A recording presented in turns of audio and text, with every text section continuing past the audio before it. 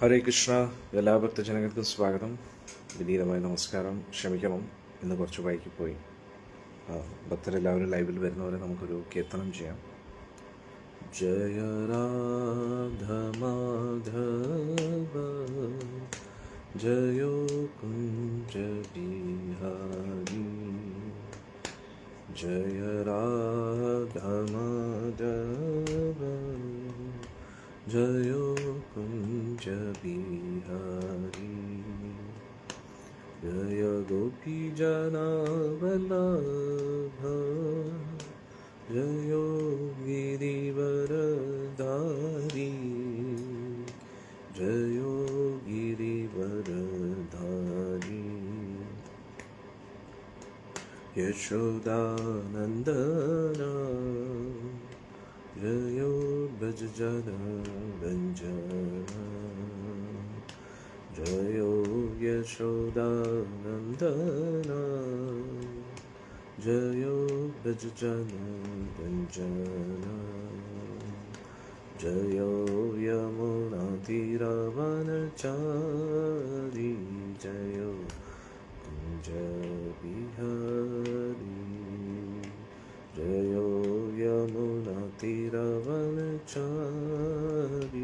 ജയോ കുഞ്ച ബിഹാരി. ഹരേ കൃഷ്ണ കൃഷ്ണ കൃഷ്ണ ഹരേ ഹരേ ഹരേ രാമ രാമ രാമ ഹരേ ഹരേ ഹരേ കൃഷ്ണ കൃഷ്ണ കൃഷ്ണ ഹരേ ഹരേ ഹരേ രാമ രാമ രാമ ഹരേ ഹരേ. ഓം നമോ ഭഗവതേ വാസുദേവായ. നമോ ഭഗവതേ വാസുദേവായ. നമോ ഭഗവതേ വാസുദേവായ. നാരായണം നമസ്കൃത്യം നരം ചൈവ നരോത്തമം ദേവീം സരസ്വതിം വ്യാസം തതോ ജയമുദീരയേത്. അഷ്ടപ്രായേഷു ഭദ്രേഷു നിത്യം ഭാഗവതസേവയാ ഭഗവതി ഉത്തമശ്ലോകേ ഭക്തിർഭവതി നൈഷ്ഠികേ. കൃഷ്ണായ വാസുദേവായ ദേവകീ നന്ദനായ ച നന്ദഗോപകുമാരായ ഗോവിന്ദായ നമോ നമഃ. ഓം അജ്ഞാനതിമിരന്ധസ്യ ജ്ഞാനാഞ്ജനശലാഖായ ചക്ഷുരുന്മിലിതം യേന തസ്മൈ ശ്രീഗുരുവേ നമഃ. ശ്രീചൈതന്യമനോഭീഷ്ടം സ്ഥാപിതം യേന ഭൂതലേ സ്വയം രൂപകഥാ മഹ്യം ദദാതി സ്വപദാന്തികം. വന്ദേഹം ശ്രീഗുരോം ശ്രീയുതാപദകമലം ശ്രീഗുരും വൈഷ്ണവാംശ്ച ശ്രീരൂപം സാഗ്രജാതം സകലരഘുനാഥാന്വിതം തം സജീവം സാദ്വൈതം സാവധൂതം പരിജനാസഹിതം കൃഷ്ണചൈതന്യദേവം ശ്രീരാധാകൃഷ്ണപാദാൻ സഹഗണലളിതാ ശ്രീവിശാഖാന്വിതം സ. നമോ വിഷ്ണുപാദായ കൃഷ്ണപൃഷ്ഠായ ഭൂതലേ ശ്രീമതേ ജയപതാകസ്വാമിതി നാമിനി. നമാചാര്യപാദായ നിതായ കൃപപ്രദായിനി ഗൗരഗതാദാന്തായ നഗരഗ്രാമതായ. നമോ വിഷ്ണുപാദായ കൃഷ്ണപൃഷ്ഠായ ഭൂതലേ ശ്രീമതേ ഭക്തിവേദാന്തസ്വാമിതി നാമിനി. നമസ്തേ സാരസ്വതേ ദേവേ ഗൗരവാണി പ്രചാരിണേ നിർവിശേഷശൂന്യവാദി പാശ്ചാത്യദേശതാരിണേ. ഓം വിഷ്ണുപാദായ കൃഷ്ണപൃഷ്ഠായ ഭൂതലേ ശ്രീമതേ ഭക്തിസിദ്ധാന്ത സരസ്വതീതി നാമിനി. ശ്രീവാസവാരവി ദേവി ദയിതായ കൃപാപ്രേ കൃഷ്ണസംബന്ധ വിജ്ഞാനദായിനേ പ്രഭവേ നമഃ. മാധുര്യോജ്വല പ്രേമാഢ്യ ശ്രീരൂപാനുഗഭക്തിധ ശ്രീഗൗരഗൗരണ ശക്തി വിഗ്രഹായ നമോസ്തുതേ. നമസ്തേ ഗൗരവാണി ശ്രീമൂർത്തെ ദീനതാരിണേ രൂപാനുഗവിരുദ്ധസിദ്ധാന്തദ്വന്ദ്വഹാരിണേ. നമോ ഗൗരകിശോരായ സാക്ഷാത് വൈരാഗ്യമൂർത്തയേ വിപ്രദംബരസാംബോധേ പാദാംബുജായതേ നമഃ. നമോ ഭക്തിവിനോദായ സച്ചിദാനന്ദനാമിനേ ഗൗരശക്തിസ്വരൂപായ രൂപാനുഗവരായതേ. ഗൗരാവിർഭാവഭൂമേസ്ത്വം നിർദ്ദിഷ്ടസജ്ജനപ്രിയ വൈഷ്ണവസർവഭൗമ ശ്രീജഗന്നാഥായ തേ നമഃ. നമോ മഹാവദന്യായ കൃഷ്ണപ്രേമപ്രദായതേ കൃഷ്ണായ കൃഷ്ണചൈതന്യനാമിനേ ഗൗരത്വസേ നമഃ. പഞ്ചതത്വാത്മകം കൃഷ്ണം ഭക്തരൂപസ്വരൂപകം ഭക്താവതാരം ഭക്താഖ്യം നമാമി ഭക്തശക്തികം. वाञ्छाकल्पतरुभ्यश्च कृपासिन्धुभ्य एव च पतितानां पावनेभ्यो वैष्णवेभ्यो नमः। हे कृष्णा करुणा सिन्धो दीनबन्धो जगत्पते गोपेश गोपिकान्त राधाकान्त नमोऽस्तुते।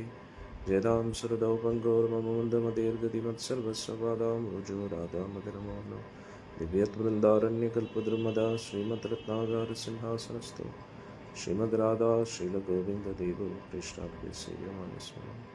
श्रीमन्दासरसारम्भी वंशीपदत्तरस्थिता कर्षन् वेणुस्वनेर्गोपिर्गोपीनाथसेवितः। तप्तकाञ्चन गौराङ्गी राधे वृन्दावनेश्वरी वृषभानुसुते देवी प्रणमामि हरिप्रिये। जय श्रीकृष्ण चैतन्य प्रभो नित्यानन्द श्री अद्वैत गदाधर श्रीवासदि गौरभक्तवृन्द। जय श्रीकृष्ण चैतन्य प्रभु नित्यानन्द श्री अद्वैत गदाधर श्रीवासदि गौरभक्तवृन्द। जय श्रीकृष्ण चैतन्य प्रभु नित्यानन्द श्री अद्वैत गदाधर श्रीवासदि गौरभक्तवृन्द। हरे कृष्ण कृष्ण कृष्ण हरे हरे हरे राम राम राम हरे कृष्ण कृष्ण कृष्ण हरे हरे हरे राम राम हरे कृष्ण कृष्ण कृष्ण हरे हरे राम राम। मूकं करोति वाचालं पङ्गुं लङ्घयति गिरिं यत्कृपातमहं वन्दे श्रीगुरुं परमानन्दमाधवं ശ്രീചൈതന്യേശ്വരം. ഹരി ഓം തത്സത്. ഹരേ കൃഷ്ണ. നമുക്ക് ഇന്നത്തെ ചർച്ച ആരംഭിക്കാം. ക്ഷമിക്കണം, ഇന്ന് കുറച്ച് വൈകി. നമ്മൾ ശ്രീമദ് ഭാഗവതമാണ് ചർച്ച ചെയ്തുകൊണ്ടിരിക്കുന്നത്. ശ്രീമദ് ഭാഗവതത്തിലെ 3-ാമത്തെ സ്കന്ധം, അതിലെ 11-ാമത്തെ അധ്യായമാണ് ഇന്നലെ നമ്മൾ അവസാനിപ്പിച്ച. എങ്ങനെയാണ് പരമാണു സമയം, പരമസമയം അതിനെ അളക്കുന്ന രീതികളും, നമ്മൾ അതിനെ സെക്കൻഡായിട്ടും മണിക്കൂറായിട്ടും കാണുന്നു. അന്നേരം വൈദിക സംസ്കാരം അനുസരിച്ചുള്ള കണക്ക് വളരെ പ്രിസൈസാണ്. ഏറ്റവും സൂക്ഷ്മമായിട്ടുള്ള രീതിയിലാണ് സമയത്തെ അളക്കുന്നത്. ഏറ്റവും സൂക്ഷ്മമായിട്ടും ഏറ്റവും പരമമായിട്ടുള്ള രീതിയിൽ, അത് രണ്ടും നമ്മൾ പഠിച്ചു. അന്നേരം പരമാണു സമയത്തെ നമുക്ക് ഏറ്റവും സൂക്ഷ്മ സമയം എന്ന് പറയാം. ഏറ്റവും സൂക്ഷ്മമായിട്ടുള്ള രീതിയിൽ എങ്ങനെ സമയത്തെ അളക്കാൻ കഴിയും. എന്നിട്ട് സമയം എന്ന് പറയുന്നത് ഭഗവാന്റെ ശക്തിയാണ്, ഭഗവാൻ തന്നെയാണ്. അന്നേരം ആ സമയം ഒരു വസ്തുവിൽ പ്രവേശിച്ചു കഴിഞ്ഞാൽ ആ വസ്തു നശിക്കും.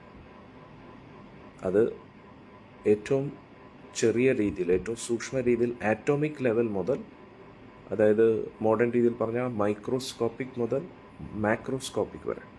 മൈക്രോസ്കോപ്പിക് എന്ന് പറഞ്ഞാൽ ഏറ്റവും മൈക്രോസ്കോപ്പിലൂടെ കാണാൻ പറ്റുന്ന രീതിയിലും, പിന്നെ മാക്രോസ്കോപ്പിക് എന്ന് പറഞ്ഞാൽ ഏറ്റവും വലിയ രീതിയിലും, വലിയ ടെലിസ്കോപ്പ് ഉപയോഗിച്ച് കാണേണ്ടി വരും. അത്രയ്ക്ക്. എന്നിട്ട് ഇത് രണ്ടിലും കാലശക്തിയുടെ പ്രഭാവമുണ്ടെന്നുള്ളതാണ്. കാലശക്തി ഇതിലെല്ലാം എഫക്റ്റ് ചെയ്യുന്നുണ്ട്.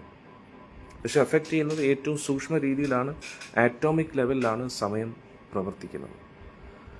മോഡേൺ സയൻസിലും തിയറി ഓഫ് റിലേറ്റിവിറ്റിയെക്കുറിച്ചൊക്കെ പറയുന്നുണ്ട്. സമയവും സ്പേസും രണ്ടും തമ്മിൽ ഒരു ബന്ധമുണ്ട് എന്ന് പറയുന്നുണ്ട്.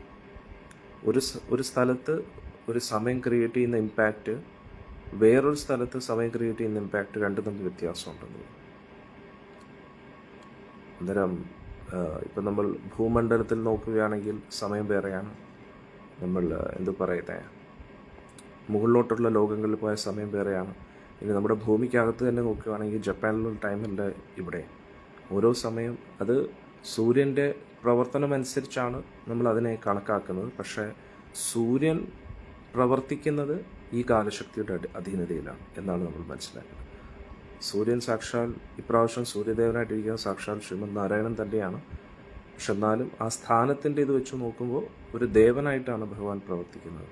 അല്ലാതെ ഭഗവാന്റെ ഭഗവത് ശക്തികളെ ഭഗവാൻ ഉപയോഗിക്കാറില്ല. സൂര്യദേവനായിട്ട് വരുമ്പോൾ ഭഗവാൻ സൂര്യദേവൻ്റെ ആ റോള് മാത്രം നിർവഹിക്കുന്നു. ഒരു ഇപ്രാവശ്യത്തെ സൂര്യദേവൻ സാക്ഷാൽ ശ്രീമദ് നാരായണനാണ്. അന്നേരം ഭഗവാന്റെ ശക്തികളൊക്കെ ത്രിലോകങ്ങളിലും പ്രവർത്തിക്കുന്നു.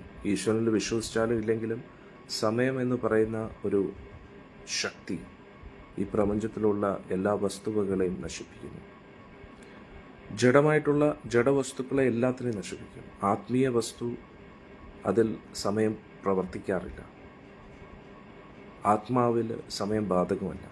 ആത്മാവിന് മരണമില്ല, ജരയില്ല. പക്ഷേ ബാക്കിയുള്ള എല്ലാത്തിനെയും സമയം ബാധിക്കും. സമയം മനസ്സിനെ ഇൻഫ്ലുവൻസ് ചെയ്യും. മനസ്സ് ശരീരത്തെ ഇൻഫ്ലുവൻസ് ചെയ്യുന്നു. ശരീരത്തെ സമയം ഇൻഫ്ലുവൻസ് ചെയ്യുമ്പോൾ അത് മനസ്സിനെ ഇൻഫ്ലുവൻസ് ചെയ്യും. മനസ്സിനെ ഇൻഫ്ലുവൻസ് ചെയ്യുമ്പോൾ ശരീരത്തെ ഇൻഫ്ലുവൻസ് ചെയ്യും. അന്നേരം സമയത്തിനനുസരിച്ച് സാഹചര്യം മാറും. സമയത്തിനനുസരിച്ച് ഗുണങ്ങൾ മാറും. സാഹചര്യം മാറുമ്പോൾ ഗുണങ്ങൾ മാറും. അങ്ങനെ മൊത്തത്തിൽ സമയം ഭയങ്കര പവർഫുൾ വസ്തുവാണ്. സമയമാണ് എല്ലാത്തിനെയും നിയന്ത്രിക്കുന്നത്. ഈശ്വരനിൽ വിശ്വസിച്ചാലും ഇല്ലെങ്കിലും സമയത്തിൻ്റെ അധീനതയിലാണ് ഈ പ്രപഞ്ചം മുഴുവൻ. ബ്രഹ്മദേവൻ മുതൽ ചെറിയൊരു കൃമി വരെ എല്ലാം ഈ സമയത്തിൻ്റെ ഉള്ളിലാണ്. ഭഗവാൻ മാത്രമാണ് കാലാതീതൻ, കാലശക്തിക്കും അപ്പുറത്ത്. കാരണം ഭഗവാൻ തന്നെയാണ് കാലം എന്നാണ് നമ്മൾ മനസ്സിലാക്കുന്നത്. ഭഗവാൻ വിരാട് രൂപം കാണിച്ചപ്പോൾ അർജുൻ ചോദിച്ചു, അങ്ങ് ആരാണ്? ഭഗവാൻ പറഞ്ഞു, ഞാനാണ് കാലശക്തി. അന്നേരം വിരാട് രൂപമാണ് കാലശക്തി. ഭഗവാന്റെ ആ വിശ്വരൂപം, ഭഗവാൻ പ്രപഞ്ചം മുഴുവൻ കാലസ്വരൂപനായിട്ട് നിറഞ്ഞു നിൽക്കുകയാണ്, എല്ലാത്തിനെയും വശത്താക്കുകയാണ്. അന്നേരം ഭഗവാന്റെ തന്നെ ഒരു വിസ്തരണമാണ് മഹാദേവൻ. അതുകൊണ്ടാണ് മഹാദേവനെയും കാലൻ, മഹാകാൽ എന്നും വിളിക്കാറുണ്ട്. ഭഗവാന്റെ തന്നെ കാലശക്തിയുടെ വേറൊരു രൂപമാണ് മഹാദേവൻ. ഭഗവാൻ മഹാദേവനായിട്ട് എല്ലാത്തിനെയും സംഹരിക്കുന്നു. ഇതാണ് നമ്മൾ 11ാമത്തെ അധ്യായത്തിൽ ഇന്നലെ പഠിച്ചത്. ഇതിൽ നിന്ന് നമ്മളെന്താ പാഠം പഠിക്കേണ്ടത്? നമ്മൾ മനസ്സിലാക്കുക, നമ്മൾ ഏറ്റവും കൂടുതൽ സ്നേഹിക്കുന്ന ഈ ശരീരമായിട്ട് ബന്ധപ്പെട്ട എല്ലാ ബന്ധങ്ങളും, നമ്മൾ ഏറ്റവും കൂടുതൽ കാത്തു സൂക്ഷിക്കുന്ന വസ്തുവകകൾ എല്ലാം സമയത്തിൻ്റെ താമസം മാത്രമേ ഉള്ളൂ. അത് എത്രത്തോളം കാലം നമ്മുടെ കയ്യിലിരിക്കണം, നമ്മുടെ വസ്തുവായിട്ടിരിക്കണം. ഈ ശരീരം പോലും നമ്മുടേതായിട്ടിരിക്കാൻ ഒരു സമയമുണ്ട്. ഈ ശരീരത്തിനകത്തുള്ള ഈ കണ്ണുകളും മൂക്കും എല്ലാം, പല്ലും, സംസാരിക്കാനുള്ള ശേഷി, കേൾക്കാനുള്ള ശേഷി, എല്ലാത്തിനും ഒരു ടൈമുണ്ട്. അതിനപ്പുറം ഒന്നും ഉപയോഗിക്കാൻ കഴിയില്ല. അതാണ് നമ്മൾ മനസ്സിലാക്കുന്നത്. നമ്മുടെ കർമ്മം അനുസരിച്ച് സമയം അനുവദിച്ചിട്ടുണ്ട്. ആ സമയത്തിനുള്ളിൽ നമ്മൾ പോകണം. ഇപ്പോൾ നമ്മൾ എവിടെയെങ്കിലും വെക്കേഷന് പോയി കഴിഞ്ഞാൽ, അല്ലെങ്കിൽ നിങ്ങൾ ഗുരുവായൂർ വരുമ്പോൾ തന്നെ ഏതെങ്കിലും ഒരു ലോഡ്ജിൽ റൂം എടുക്കുവാണെങ്കിൽ, ഇപ്പോൾ നിങ്ങൾക്ക് എടുക്കേണ്ട ആവശ്യമില്ല. നമ്മുടേതായിട്ടുള്ള ആശ്രമമുണ്ട്, ഇവിടെ ഗസ്റ്റ് ഹൗസ് ഉണ്ട്. പക്ഷേ പുറത്ത് എവിടെയെങ്കിലും നിങ്ങൾ എടുക്കുകയാണെങ്കിൽ അവിടെ ചെക്കൗട്ട് ടൈമുണ്ട്. ടൈമെന്ന് പറഞ്ഞാൽ ആ ടൈമിനപ്പുറത്ത് പോയി കഴിഞ്ഞാൽ ഓക്കെ, നിങ്ങളുടെ ടൈം കഴിഞ്ഞു. ഒന്നുകിൽ നിങ്ങൾ വെക്കേറ്റ് ചെയ്യണം, അല്ലെങ്കിൽ അടുത്ത ദിവസത്തിനുള്ള എമൗണ്ട് കൊടുക്കണം. അതേപോലെ സമയം എല്ലാത്തിനെയും നിയന്ത്രിക്കുകയാണ്. ഓരോ വ്യക്തികളും അവരുടെ പുണ്യമനുസരിച്ച് എത്ര കാലം ഒരു സ്ഥാനത്തിൽ ഇരിക്കണം, എത്രത്തോളം അവർക്ക് ആസ്വദിക്കാൻ അവസരങ്ങൾ ലഭിക്കും, എല്ലാം സമയത്തിൻ്റെ കണക്കാണുള്ളത്. അതുകൊണ്ട് സമയത്തെ നമ്മൾ ഒരിക്കലും നിസ്സാരമായിട്ട് കാണരുത്. ഓരോ സമയവും എങ്ങനെ സമയത്തെ സദുപയോഗം ചെയ്യുക? നമുക്ക് വളരെ കുറച്ച് സമയമുള്ളൂ. അതുകൊണ്ട് മാക്സിമം വെട്ടിപ്പിടിച്ചെടുക്കാൻ നോക്കുക, അല്ലേ? കൂടുതൽ പ്രോപ്പർട്ടീസ് നമ്മൾ മേടിച്ച് വെക്കുക. കാരണം എന്തായാലും ഒരു ദിവസം ഇതെല്ലാം ഉപേക്ഷിക്കേണ്ടി വരും. അതുകൊണ്ട് മരിക്കുന്നതിന് മുമ്പ് എത്രത്തോളം പ്രോപ്പർട്ടീസ് മേടിക്കാൻ പറ്റുമോ അത്രത്തോളം പ്രോപ്പർട്ടീസ് മേടിക്കുക. എത്രത്തോളം അക്കൗണ്ടിൽ കാശ് കൂട്ടാൻ പറ്റുമോ കൂട്ടുക, അല്ലേ? എത്രത്തോളം ആൾക്കാരുമായിട്ട് ബന്ധം സ്ഥാപിക്കാൻ പറ്റുന്നോ അതൊക്കെ ചെയ്യുക, അല്ലേ? അതല്ലേ ചെയ്യേണ്ടത്? ഇതെല്ലാം പോവും. അതുകൊണ്ട് നമ്മുടെ കർത്തവ്യം എന്നുള്ള രീതിയിൽ ഈ ലോകമായിട്ട് ബന്ധപ്പെട്ട ഉത്തരവാദിത്തങ്ങളൊക്കെ നിറവേറ്റുക. പക്ഷെ നമ്മുടെ സമയത്തെ സദുപയോഗം ചെയ്യുക. എന്തിനു വേണ്ടി? ഇതിനപ്പുറത്തായിട്ട് നമ്മൾ ഇരിക്കുന്നു, ആത്മാവ്. ആത്മീയ പുരോഗതിക്ക് വേണ്ടി, ആത്മാവിനെ തിരിച്ചറിയാൻ വേണ്ടി സമയം കണ്ടെത്തും. അത് നാവ് കൊണ്ട് ഉച്ചരിക്കുക മാത്രമല്ല, ബോധപൂർവം നാമം ജപിക്കുക, ശ്രദ്ധയോടുകൂടി നാമം ജപിക്കുക. ശ്രദ്ധിച്ചാൽ മാത്രമേ ആത്മാവുമായിട്ട് നമുക്ക് നാമത്തെ കണക്ട് ചെയ്യിപ്പിക്കാൻ പറ്റൂ. നാമം ചുണ്ടിൽ നിന്ന് വരുന്നു, പക്ഷെ അത് ചെവിയിലൂടെ അകത്ത് പോയി ശ്രദ്ധിക്കണം. ശ്രദ്ധ വരുമ്പോഴേ ബോധം ശ്രദ്ധയായിട്ട് കണക്റ്റഡ് ആവും. ശ്രദ്ധയോടുകൂടി നാമം ജപിക്കുമ്പോഴേ നമുക്ക് ബോധത്തിലൂടെ ആത്മാവുമായിട്ട് ആ നാമത്തെ കണക്ട് ചെയ്യാൻ പറ്റും. ആത്മാവിന് സമയമായിട്ട് ബന്ധം ഉണ്ടോ സ്വാമി? ഞാൻ ഇപ്പം പറഞ്ഞു കേട്ടില്ല ഗുരുജി. സമയം എങ്ങനെയാണ് ആത്മാവിനെ ബാധിക്കുക? ശരീരത്തിനെയും മനസ്സിനെയല്ലേ ആത്മാവിനെ ബാധിക്കുക? ശരീരത്തെയും മനസ്സിനെയാണ് സമയം ബാധിക്കുന്നത്. ആത്മാവ് ഇതുമായിട്ടൊരു ബന്ധമില്ലാതിരിക്കുകയാണ്. പക്ഷേ നമുക്ക് ഈ ലോകമായിട്ട് ബന്ധപ്പെട്ട വസ്തുവകകളിലൂടെ ആസക്തി ഉണ്ടായതുകൊണ്ട് നമ്മൾ സമയത്തിൻ്റെ കീഴിലായി പോവുകയാണ്.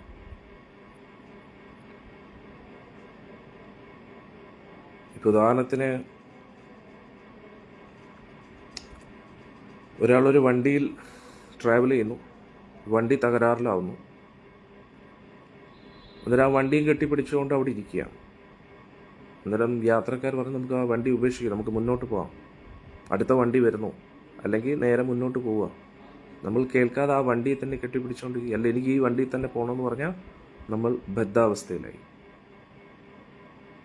നമുക്ക് ഈ വണ്ടിയുടെ ആവശ്യമില്ല, അല്ലാതെ നമുക്ക് ട്രാവൽ ചെയ്യാം എന്ന് നമ്മൾ മനസ്സിലാക്കണം. പക്ഷേ നമ്മൾ ഈ ലോകത്തുള്ള എല്ലാ ആസ്വാദനങ്ങളും ഈ ശരീരത്തിലൂടെയാണ് ആസ്വദിക്കാൻ ആഗ്രഹിക്കുന്നത്. ശാരീരിക സുഖഭോഗങ്ങൾ, ഈ ശരീരത്തിൻ്റെ കണ്ണ് വെച്ച് കാണുന്ന കാഴ്ചകൾ, ഈ ശരീരത്തിൻ്റെ ചെവി വെച്ച് കേൾക്കുന്ന ശബ്ദങ്ങൾ, ഈ ശരീരത്തിൻ്റെ നാവ് വെച്ച് രുചിക്കുന്ന രുചികൾ, ഈ ശരീരത്തിലൂടെ അനുഭവിക്കുന്ന സ്പർശന സുഖം, ഇതാണ് ശരീരസുഖം എന്ന് പറയുന്നത്. എന്നിട്ട് പുതിയൊരാൾ കേൾക്കുമ്പോൾ പറയും ഇതല്ലേ യഥാർത്ഥ സുഖം, ഇതിനപ്പുറത്തൊരു സുഖമുണ്ട്. അതിനെ നമ്മൾ അന്വേഷിക്കണം. ആത്മാവിന് ആത്മാവിൻ്റേതായിട്ടുള്ള ഒരു കണ്ണുണ്ട്, ആത്മാവിന് ആത്മാവിൻ്റേതായിട്ടുള്ള ഒരു ചെവിയുണ്ട്, ആത്മാവിൻ്റേതായിട്ടുള്ള നാവുണ്ട്, ആത്മാവിൻ്റേതായിട്ടുള്ള ഒരു സ്പർശനമുണ്ട്. അതുകൊണ്ട് ആത്മീയ ശരീരമുണ്ട്. അന്നേരം ആത്മീയ ശരീരത്തെ ഉപയോഗിച്ച് ആത്മീയ വസ്തുവകകളെ ആസ്വദിക്കുക. Higher enjoyment, high quality enjoyment. ഈ ലോ ക്ലാസ് എൻജോയ്മെൻറ്റിൽ നിന്നും ഹൈ ക്ലാസ് എൻജോയ്മെൻറ്റിലേക്ക് പോകും. അതിനത് ഒറ്റയടിക്ക് പറ്റത്തില്ല. എൻ്റെ അർത്ഥം ഭക്ഷണം കഴിക്കേണ്ട, ഉറങ്ങേണ്ട, ശരീരത്തെ പൂർണ്ണമായിട്ട് അവഗണിക്കുക എന്നല്ല. ഗ്രാജുവൽ പ്രോസസ്സാണ്.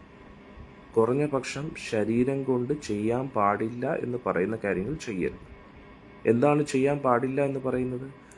നമ്മൾ ശരീരം കൊണ്ട് ചില കാര്യങ്ങൾ ചെയ്തു കഴിഞ്ഞാൽ നമ്മുടെ ശരീരബോധം കൂടുതൽ സ്ട്രോങ് ആവും.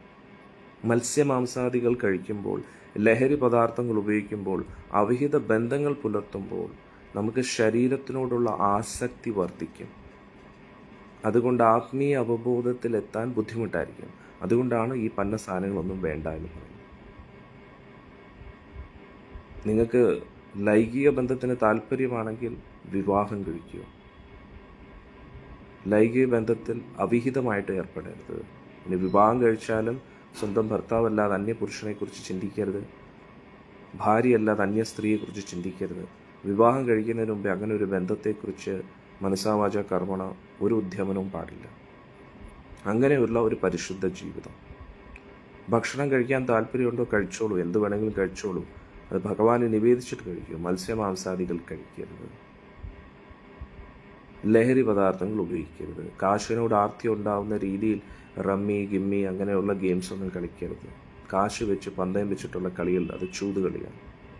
അന്നേരം ഇങ്ങനെയുള്ള കാര്യങ്ങൾ നമ്മളെ ഈ ലോകമായിട്ട് കൂടുതൽ ആസക്തിയിലാക്കും. അതുകൊണ്ട് നമുക്ക് ബോധം കിട്ടത്തില്ല. അന്നേരം ഇതിൽ നിന്നും ഉയർന്ന് ചിന്തിക്കുമ്പോൾ മാത്രമേ നമുക്ക് നമ്മുടെ അകത്തിരിക്കുന്ന നമ്മളെ നമുക്ക് തിരിച്ചറിയാൻ കഴിയും. അതിനെയാണ് കൃഷ്ണാവബോധം എന്ന് പറയുന്നത്.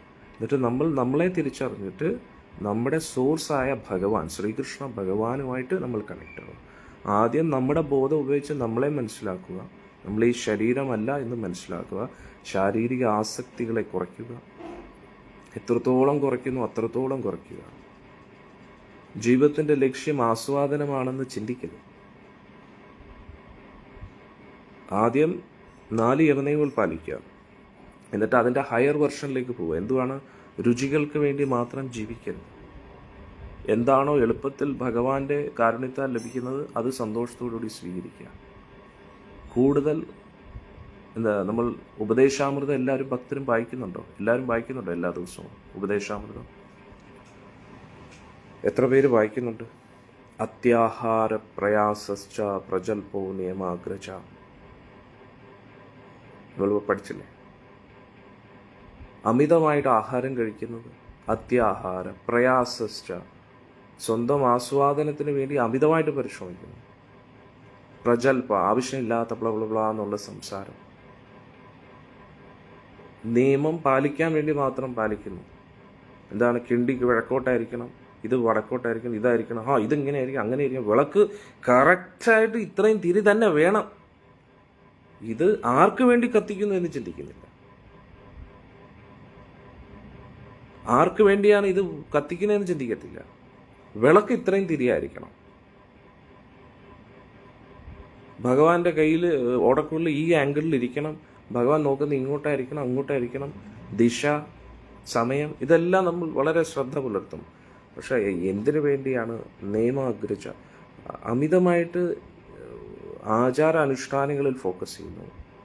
പക്ഷെ എന്താണ് ഇതിൻ്റെ ലക്ഷ്യം എന്ന് നമ്മൾ ഫോക്കസ് ചെയ്യുന്നില്ല. അങ്ങനെയുള്ളവർക്ക് ഭക്തിയിൽ പുരോഗമിക്കാൻ ബുദ്ധിമുട്ട്. അല്ലെങ്കിൽ പിന്നെ ചിലവർ ശാസ്ത്രങ്ങളെ മൊത്തത്തിൽ അവഗണിക്കുന്നു. അതും തെറ്റാണ്. ഇപ്പോൾ യമനിയമങ്ങൾ പാലിക്കണം എന്ന് പറയുമ്പോൾ അതിൻ്റെ ഒന്നും ആവശ്യമില്ല. ദീക്ഷാ പ്രോസസ് അതിൻ്റെ ഒന്നും ആവശ്യമില്ല. ഈശ്വരൻ്റെ ഇടയിൽ നമുക്ക് വേറൊരാളുടെ ആവശ്യമില്ല. അങ്ങനെ നിയമമൊന്നും പാലിക്കാത്ത വ്യക്തികൾ, മനസ്സിലായില്ലേ? നിയമങ്ങൾ ഫോളോ ചെയ്യാൻ ബുദ്ധിമുട്ടായിട്ടുള്ള വ്യക്തികൾ, അങ്ങനെ കുറേ കാര്യങ്ങളുണ്ട്. അന്നേരം നമ്മൾ ഈ ശാരീരിക ആസക്തിയിൽ നിന്നും പുറത്തു വന്ന് ആത്മീയമായിട്ട് പരിശ്രമിക്കണം. അങ്ങനെ ഒരു സയൻറ്റിഫിക് പ്രോസസ്സാണ്. ക്രമേണ നമ്മൾ നമ്മുടെ ബോധത്തെ ഉയർത്തി അത് കൃഷ്ണാബോധത്തിലേക്ക്, കൃഷ്ണനെക്കുറിച്ച് ബോധവാനായിട്ടിരിക്കുന്ന അവസ്ഥ, കൃഷ്ണനെക്കുറിച്ച് ബോധവതിയായിട്ടിരിക്കുന്ന അവസ്ഥ, അതാണ് കൃഷ്ണ കോൺഷ്യസ്നെസ്. അങ്ങനെ ഇരിക്കുമ്പോൾ നമുക്ക് നമ്മുടെ ബന്ധം, ഭഗവാനുമായിട്ടുള്ള ബന്ധം ഗുരു പരമ്പരയുടെ കാരണത്താൽ നമ്മൾ ആത്മാർത്ഥമായിട്ട് പരിശ്രമിക്കുന്നത് കാണുമ്പോൾ, ഗുരു പരമ്പരയുടെ അനുഗ്രഹത്താൽ ചൈതന്യ മഹാപ്രഭു നമുക്ക്, നമ്മുടെ ഗുരുപരമ്പര ചൈതന്യ മഹാപ്രഭുവിൽ നിന്ന് വരികയാണ്. അതായത് ചൈതന്യം നിത്യാംപ്രഭു സംപ്രീതനാവും, നിത്യാംപ്രഭു സംപ്രീതനാകുമ്പോൾ ചൈതന്യ മഹാപ്രഭു സംപ്രീതനാവും, ചൈതന്യ മഹാപ്രഭു സംപ്രീതനാകുമ്പോൾ രാധാറാണി അനുഗ്രഹിക്കും.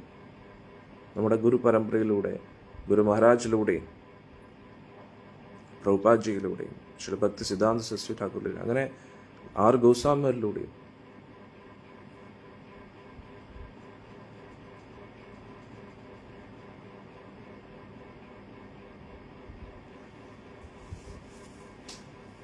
മനസ്സിലാവുന്നുണ്ടോ? അന്നേരം അങ്ങനെ നമുക്ക് ചൈതന്യ മഹാപ്രഭുവിൻ്റെ അനുഗ്രഹത്താൽ ശ്രീമതി രാധാറാണിയുടെ അനുഗ്രഹം കിട്ടും, ശ്രീകൃഷ്ണ ഭഗവാന്റെ അനുഗ്രഹം കിട്ടും. ഒരു വളരെ സിസ്റ്റമാറ്റിക് പ്രോസസ്സാണ്. അല്ലെങ്കിൽ പിന്നെ വർഷങ്ങളായിട്ട് നിർമ്മാല്യം തൊഴുന്ന എത്രയോ ഭക്തരുണ്ട്. അവരുടെ ജീവിതത്തിൽ നോക്കിക്കഴിഞ്ഞാൽ ഒരു മാറ്റവും കാണത്തില്ല. കാശിനോടും പേരിനും പ്രശസ്തിക്കും ആക്രാന്തം അല്ലാതെ വേറൊന്നുമില്ല. ഭഗവാന്റെ നിത്യം പൂജ ചെയ്യുന്ന എത്രയോ ആൾക്കാരുണ്ട്. അവരുടെ ജീവിതത്തിൽ നോക്കിക്കഴിഞ്ഞാൽ കൃഷ്ണ ഗുരുവായൂരപ്പ എന്ന് പറയുന്നുമുണ്ട്, ഭഗവാനെ എന്നും തൊടുന്നുമുണ്ട്. പക്ഷെ പ്രവൃത്തി അതുമായിട്ട് ഒരു ബന്ധവും കാണത്തില്ല. ഒരു ഭക്തൻ്റെ ഒരു ലക്ഷണങ്ങളും അവരിൽ കാണാൻ കഴിയില്ല. ഞാൻ അവരെ കുറ്റം പറയല്ല, അത് ഭഗവാന്റെ കുറ്റമല്ല. നമ്മൾ സ്വയം പരിശ്രമിക്കാതെ നമ്മളെ ഉയർത്താൻ കഴിയില്ല. നമ്മളും അങ്ങനെ ആയിപ്പോകരുത്. നമ്മൾ ഭക്തർക്ക് ഒരു അപമാനമായി പോകരുത്. ഭക്തരുടെ പേര് നമ്മൾ കളഞ്ഞു വിളിക്കരുത്.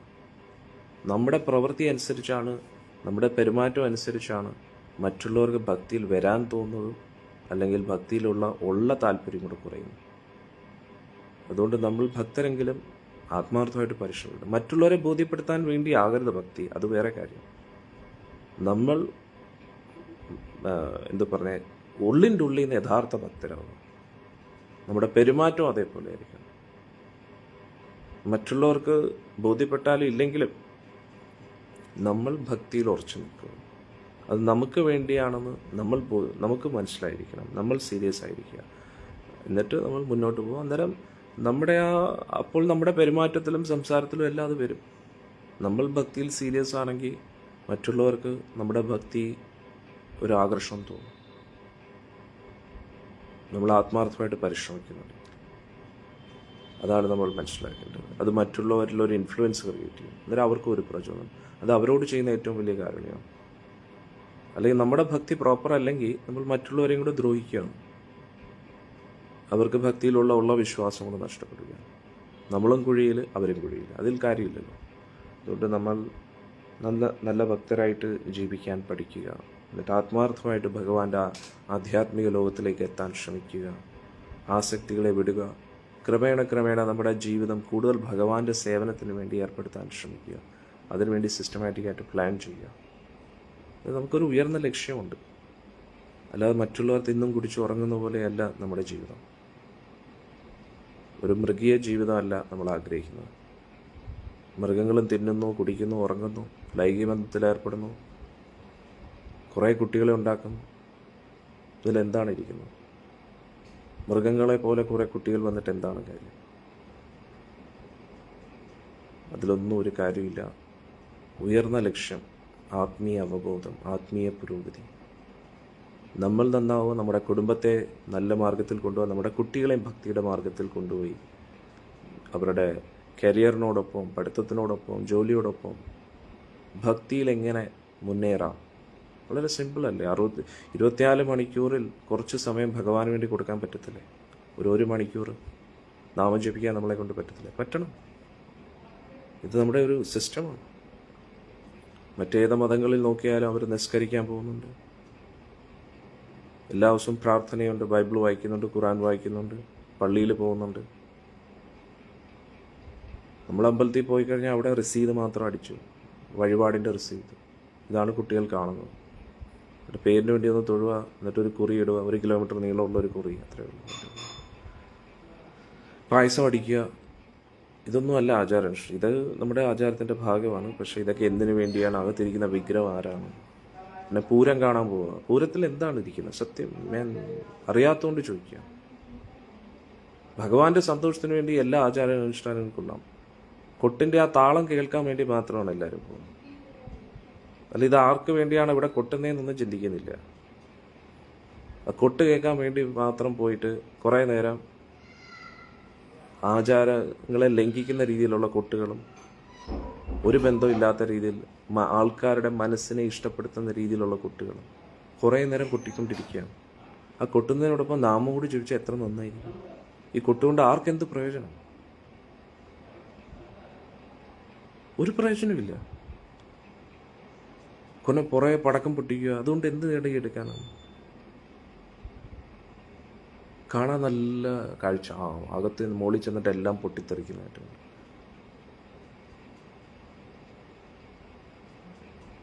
അന്നേരം നമ്മൾ മനസ്സിലാക്കും ഇതൊക്കെ എന്തിനു വേണ്ടിയാണ് നമ്മൾ ചെയ്യുന്നത്. ശരി, ഒരു ആഘോഷം, അതൊക്കെ അതിൻ്റെ പേരിൽ നമ്മൾ ഇതൊക്കെ ചെയ്യുന്നത് നല്ലതാണ്. പക്ഷേ ഇതിൻ്റെ മെയിൻ എസൻസ് എന്താണെന്ന് മനസ്സിലാക്കും. കുറേ മിണ്ടാപ്രാണികളായിട്ടുള്ള ആനകളെ ഇങ്ങനെ നിരത്തി കുറേ മണിക്കൂറുകൾ അങ്ങനെ തന്നെ നിർത്തുക. എന്തിനു വേണ്ടി? ആൾക്കാർക്ക് കൊട്ട് രസിക്കാൻ വേണ്ടി. ആനകൾക്ക് വലിയ ഭാഗ്യമാണ് ഭഗവാനെ തോളിൽ കെട്ടി നടക്കുക എന്ന് പറഞ്ഞാൽ. അത് വലിയൊരു ഭാഗ്യമാണ്, ഭഗവാന്റെ വാഹനമായിട്ട് മാറുന്നതാണ്. അതൊക്കെ, പക്ഷെ അവരെ ഇങ്ങനെ ടോർച്ചർ ചെയ്യേണ്ട ആവശ്യമില്ല. അന്നേരം കുറേ കാര്യങ്ങളുണ്ട്. ഇതൊക്കെ നമ്മൾ ആരോടും ദേഷ്യം കൊണ്ടോ അസൂയ കൊണ്ടോ അല്ലെങ്കിൽ വിദ്വേഷം കൊണ്ടൊന്നും പറയുന്നില്ല. നമ്മൾ ചിന്തിക്കേണ്ടിയിരിക്കുന്നു എന്തിനു വേണ്ടി ഇതൊക്കെ ചെയ്യുന്നു എന്നൊരു ബോധം നമുക്കുണ്ടായിരിക്കണം. അത് നമ്മൾ മനസ്സിലാക്കണം. അതാണ് നമ്മൾ ഇന്നലത്തെ അധ്യായത്തിൽ നമ്മൾ പഠിച്ചത്. ഇന്നത്തെ അധ്യായം 12ാമത്തെ അധ്യായം ബ്രഹ്മദേവൻ്റെ അടുത്ത തലത്തിലുള്ള സൃഷ്ടികളെക്കുറിച്ചാണ് പറയുന്നത്. ഇനി 13ാമത്തെ അധ്യായം മുതൽ കുറച്ചും കൂടെ ഇൻട്രസ്റ്റിംഗ് ആയിട്ട് കാര്യങ്ങൾ വരികയാണ്. കാരണം വരാഹസ്വാമിയുടെ അവതാരം, പിന്നെ കപിലമുനിയുടെ അവതാരം, അതൊക്കെ വരികയാണ്. വളരെ ഡീറ്റെയിൽ ആയി നമ്മൾ സപ്താഹത്തിലെടുത്തു, പക്ഷേ ഇനി കുറച്ചും കൂടെ വിശദീകരിച്ച് നമുക്ക് ചർച്ച ചെയ്യാനുള്ള അവസരം ലഭിക്കുകയാണ്. അന്നേരം 12ാമത്തെ അധ്യായത്തിലേക്ക് നമുക്ക് കിടക്കാം. 12ാമത്തെ അധ്യായത്തിൽ ഏകദേശം 57 ശ്ലോകങ്ങളാണുള്ളത്. ഇതിൽ ഭഗവാന്റെ അവതാരങ്ങളെ കുറിച്ചാണ് പറയുന്നത്.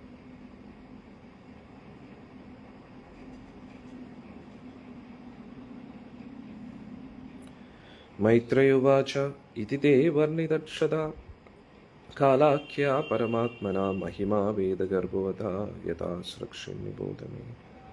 മൈത്രേയ ഋഷി പറഞ്ഞു, ഇത്രയും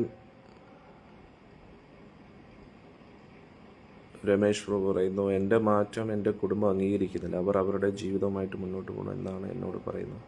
ഉടൻ തന്നെ ഞാൻ കുടുംബം ഉപേക്ഷിക്കേണ്ടി വരും എന്നാണ് തോന്നുന്നത്. പ്രഭുജി, കുടുംബം ഉപേക്ഷിക്കേണ്ട ആവശ്യമില്ല. അവർക്കതിൻ്റെ മഹത്വം അറിയുന്നില്ല. അത് പ്രഭുജിയുടെയും തെറ്റല്ല, അവരുടെയും തെറ്റല്ല. കുടുംബത്തെ ഉപേക്ഷിക്കാൻ വളരെ എളുപ്പമാണ്. അതെല്ലാം വിട്ടിട്ട് ഇങ്ങോട്ട് വരാം, ഞാൻ വൃന്ദാവനത്തിൽ വരാം, ഗുരുവായൂർ വരാം, സന്തോഷം, സ്വാഗതം. പക്ഷേ അതല്ലല്ലോ യഥാർത്ഥ സൊല്യൂഷൻ. എവിടെയോ പ്രഭുജിക്ക് മിസ്റ്റേക്സ് പറ്റുന്നുണ്ട്. നമ്മുടെ ഭക്തരുടെ എല്ലാം പ്രശ്നമെന്ന് പറഞ്ഞാൽ, നമ്മൾ ഭക്തിയിൽ ആ ആസ്വാദനം കണ്ടെത്തുമ്പോൾ നമ്മൾ ആ ആസ്വാദനത്തിനെ അതേപോലെ തന്നെ നമ്മുടെ കുടുംബാംഗങ്ങളുടെ മുമ്പിൽ അവതരിപ്പിക്കുന്നു. അവർക്കത് മനസ്സിലാക്കാനുള്ള പക്വത എത്തിയിട്ടില്ല. നമ്മളത് പറഞ്ഞ് അവതരിപ്പിക്കുമ്പോഴും അവർ അത് സ്വയം അനുഭവിക്കാത്തതുകൊണ്ട് അവർക്കതിലൊന്നും ആസ്വാദനം കണ്ടെത്താൻ കഴിയുന്നില്ല. അതുകൊണ്ട് എന്ത് പറ്റുന്നു, അവർ നമ്മളെ ഒരു കോമാളികളായിട്ട് കാണാൻ തുടങ്ങും. എന്നിട്ട് നമ്മൾ നമ്മുടെ ഭക്തിയുടെ എല്ലാ കാര്യങ്ങളും അവരോട് നമ്മുടെ സ്വന്തം ആൾക്കാരല്ലേ എന്ന് പറഞ്ഞ് എല്ലാം പറഞ്ഞു കൊടുക്കും. പക്ഷേ അവർക്ക് ആ തലത്തിലേക്ക് ഉയരുന്നില്ല, അവർക്കത് മനസ്സിലാക്കാൻ കഴിയില്ല. അതുകൊണ്ട് ഇതെല്ലാം തിരിച്ച് നമുക്കെതിരെ തന്നെ അവർ ഉപയോഗിക്കും. നമ്മളെ ഇറിറ്റേറ്റ് ചെയ്യാൻ നോക്കും, നമ്മളെ വിഷമിപ്പിക്കാൻ നോക്കും, നിരുത്സാഹപ്പെടുത്താൻ നോക്കും. കാരണം എന്താ, ഇവർക്ക് പുറം ലോകത്ത് കുറേ ആൾക്കാരുണ്ട്. ഇവർ ഇതേപോലെ അവരോടും പറയും. അവരാണ് ഇവരെ മാറ്റുന്നത്, അല്ലാതെ ഇവരായിട്ടിത് മാറ്റുന്നതല്ല. നമ്മൾ സന്തോഷം കൊണ്ട് ഇതെല്ലാം ഇവരോട് പറയുമ്പോൾ ഇവർ ഇതിനെക്കുറിച്ച് അറിയാൻ വേണ്ടി നിങ്ങളോട് ചോദിക്കുന്നതിന് പകരം, ഭക്തരോട് ചോദിക്കുന്നതിന് പകരം പുറം ലോകത്ത് കുറേ വിഡ്ഢികളുണ്ട്, വിഡ്ഢി കുഷ്മാണ്ഡങ്ങൾ. ഗോപീചന്ദനം പോലും ഇടാൻ അനുവാദമില്ല സ്വാമി. ആരും അനുവാദം ചോദിക്കണം പ്രഭു? പ്രഭുജിയുടെ ജീവിതം പ്രഭുജിക്ക് നിശ്ചയിക്കാൻ പറ്റത്തില്ല എന്താണ്. പിന്നെ എന്ത് ജീവിതമാണ് പ്രഭു? എന്തോ നിങ്ങൾ ചന്ദനം ഇടാറില്ലേ? ചന്ദനം ഇടുന്നതിൽ എന്താണ് പ്രശ്നം? എല്ലാം ചന്ദനം ഇങ്ങനെ തന്നെ ഇടണമെന്നില്ലല്ലോ, ഇങ്ങനെ തന്നെ ഇടണമെന്നില്ല. കുറിയായിട്ടിടൂ, ഗോപീചന്ദനം കുറിയായിട്ടിട്ടൂടെ, ഗോപി കുറിയായിട്ടിട്ടൂടെ നിങ്ങൾക്ക്? ഇങ്ങനെ തന്നെ ഇടണമെന്നില്ലല്ലോ. ഗോപീചന്ദനം നെറ്റിയിൽ തൊട്ടാൽ പോരെ, ബുദ്ധിപരമായിട്ട് ഡീൽ ചെയ്യുക. ഇതിൽ ഇത്രയും വിഷമിക്കേണ്ട ആവശ്യം എന്താണ്? ഒന്നുകിൽ വളരെ ചങ്കൂറ്റത്തോടു കൂടി സന്യാസം എടുക്കുക, അത്രത്തോളം പറ്റത്തില്ലെങ്കിൽ ബുദ്ധിപരമായിട്ട് ഡിപ്ലോമാറ്റിക്കായിട്ട് ഡീൽ ചെയ്യുക. ഗോപീചന്ദനം ഇങ്ങനെ ഗോപിക്കുറി ഇതേപോലെ വൈഷ്ണവ തിലക്കിടുന്നതിന് പകരം ഗോപിക്കുറിയായിട്ട് ഇടുക. സിമ്പിൾ അല്ലേ? ഗോപീചന്ദ്രൻ നെറ്റിയിലിടുക, അതാണ് ഏറ്റവും ഇമ്പോർട്ടൻറ്റ്. എന്നിട്ട് നാമം ജപിക്കുക, അത്രേ ഉള്ളൂ. ജോലിക്ക് പോവുക, തിരിച്ചു വരുക. ഇതിനകത്ത് എന്താണ് ഇത്ര പ്രശ്നം? ഒരു പ്രശ്നമില്ല. അവർ വലിയ പ്രശ്നമായിട്ട് കാണുന്നു, നമ്മൾ അത്ര വലിയ പ്രശ്നമായിട്ട് കാണണ്ട, അത്രേ ഉള്ളൂ. സിമ്പിൾ. അവർ പറയുന്നു ഇതൊന്നും ശരിയല്ല എന്ന് പറഞ്ഞ് എന്താണ് ഇതിൽ തെറ്റെന്ന് പറയുക? സിമ്പിൾ അല്ല. ബോൾഡായിട്ട് ചോദിക്കൂ, എന്താണ് തെറ്റെന്ന് പറയൂ. പ്രഭുജി ചോദിക്കൂ, ഞാൻ എന്തോ മത്സ്യമാംസാദികൾ കഴിക്കുന്നോ, കള്ളു കുടിക്കുന്നോ, പെണ്ണ് പിടിക്കാൻ പോകുന്നുണ്ടോ? നല്ല കാര്യങ്ങളല്ലേ ചെയ്യുന്നത്, ഭഗവാന്റെ നാമമല്ലേ ജപിക്കുന്നത്, അല്ലെങ്കിൽ ഏതോ ഭൂതപ്രേതത്തിൻ്റെ ഒന്നുമല്ല, ആഭിചാരക്രിയകളൊന്നും അല്ലല്ലോ ചെയ്യുന്നത്. സത്യം. എല്ലാവർക്കും നന്മ വരുന്ന കാര്യമല്ല. വീട്ടിൽ നാരായണൻ സന്തോഷിച്ചാൽ ലക്ഷ്മി വരും. നല്ല ബോൾഡായിട്ട് പറയും. അതിനുള്ള സ്വാതന്ത്ര്യം പോലും ഇല്ലെങ്കിൽ പിന്നെ സന്യാസം എടുക്കുന്നത് നല്ലത്. സ്വാഗതം. You can choose Radhakund or Guruvayur.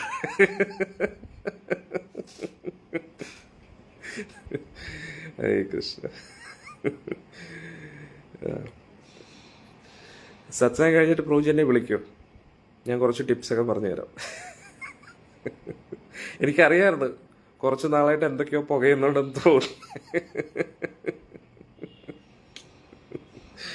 Tension അടിക്കണ്ട, ജസ്റ്റ് ചിൽ, റിലാക്സ്. ഭക്തർ കൃഷ്ണദാസ് ഹമേഷ ബിന്ദാസ്. കൃഷ്ണദാസ്, കൃഷ്ണന്റെ ദാസൻ, ഹമേഷ ബിന്ദാസ്. ഹമേഷ എന്ന് പറഞ്ഞാൽ എപ്പോഴും ബിന്ദാസ്. ബിന്ദാസ് എന്ന് പറഞ്ഞാൽ ചിൽ. അത്രേ ഉള്ളൂ. എന്തുകൊണ്ട്? നമ്മുടെ അപ്പൻ നല്ല സ്ട്രോങ് ആണ്, അതുകൊണ്ട്. നമ്മുടെ അപ്പൻ ആരാ? ഗുരുവായൂരപ്പൻ. നമ്മുടെ തന്ത നല്ല പവർഫുൾ ആണ്, ഈ ലോകം മുഴുവൻ ഭരിക്കുന്ന ആളാണ്. പ്രഭുജി പറയുന്നു ഉടൻ വരുമെന്ന്. പറച്ചിൽ മാത്രം പോരാ.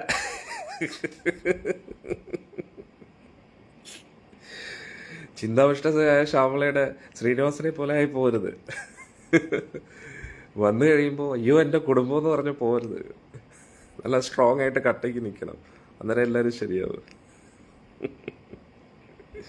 എന്തായാലും പ്രഭുജി വിളിക്കൂ സത്സംഗം കഴിഞ്ഞിട്ട്. എപ്പോഴും ഓർക്കുക, കൃഷ്ണദാസ് ഹമേഷ ബിന്ദാസ്. കൃഷ്ണന്റെ ഭക്തൻ എപ്പോഴും റിലാക്സ്ഡ് ആയിരിക്കും, ചിൽ. അതിൻ്റെ അർത്ഥം ചുമ്മാ ഇരുന്ന് തിന്നുവെന്നല്ല. നമ്മൾ ബിസിയാണ്, ഭഗവാന്റെ സേവനത്തിൽ ബിസിയാണ്, അത്രേ ഉള്ളൂ. സിമ്പിൾ. പിന്നെ നമ്മുടെ സ്വന്തം കാര്യത്തിന് വേണ്ടി അധികം ടെൻഷൻ അടിക്കാറില്ല. എന്താ കാരണം ഭഗവാനുണ്ട്, പിന്നെ എന്തിനാണ് ടെൻഷൻ അടിക്കുന്നത്? നമ്മൾ അദ്ദേഹത്തിന് വേണ്ടിയാണ് വർക്ക് ചെയ്യുന്നത്. നമ്മുടെ ജീവിതമേ അദ്ദേഹത്തിന് വേണ്ടി മാറ്റിവെച്ച പിന്നെ എന്തിനാ പേടിക്കുന്നത്? ആരാന്നറിയാതെ ആരെയോ ഉദ്ദേശിച്ച് എന്തൊക്കെയോ ഉദ്ദേശിച്ച് ഗജേന്ദ്രൻ പറഞ്ഞപ്പോൾ ആളെത്തി.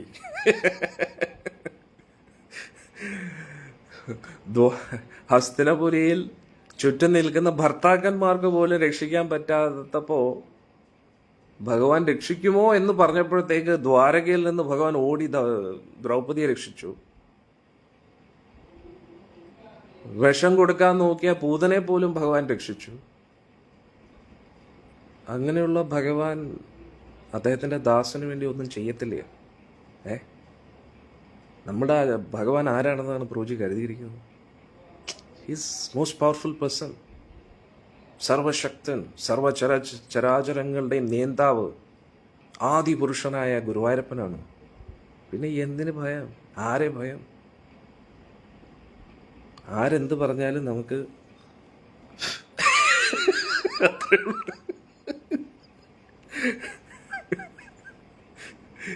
we are not worried at all. I don't care. അത്രേ ഉള്ളൂ, സിമ്പിൾ. പിന്നെ എന്തിനാ ഭയം? ആരെ ഭയം? അതുകൊണ്ട് കൃഷ്ണദാസ് ഹമേഷ ബിന്ദാസ്. Okay, don't take tension, just relax. നമ്മൾ നമ്മുടെ കർത്തവ്യങ്ങൾ ചെയ്യും, നല്ല കഷ്ടപ്പെട്ട് അധ്വാനിച്ച് ഭഗവാന് വേണ്ടി എല്ലാ സർവീസുകളും ചെയ്യും. പിന്നെ നമ്മുടെ ഉത്തരവാദിത്തം അത് നമ്മുടെ അപ്പൻ്റെ ജോലിയാണ്, നമ്മുടെ അപ്പൻ്റെ ഡ്യൂട്ടിയാണ് അത്. കാരണം നമ്മൾ അദ്ദേഹത്തിന് വേണ്ടിയാണ് രാവും പകലും എല്ലാം ചിന്തിച്ചുകൊണ്ടിരിക്കുന്നത്. ഇനി അദ്ദേഹം തിരിഞ്ഞു നോക്കിയില്ലെങ്കിൽ ഒരു ടെൻഷനും ഇല്ല. അദ്ദേഹത്തിന്റെ തീരുമാനം, അത്രയേ ഉള്ളൂ, സിമ്പിൾ. പിന്നെ എന്തിനാ ടെൻഷൻ?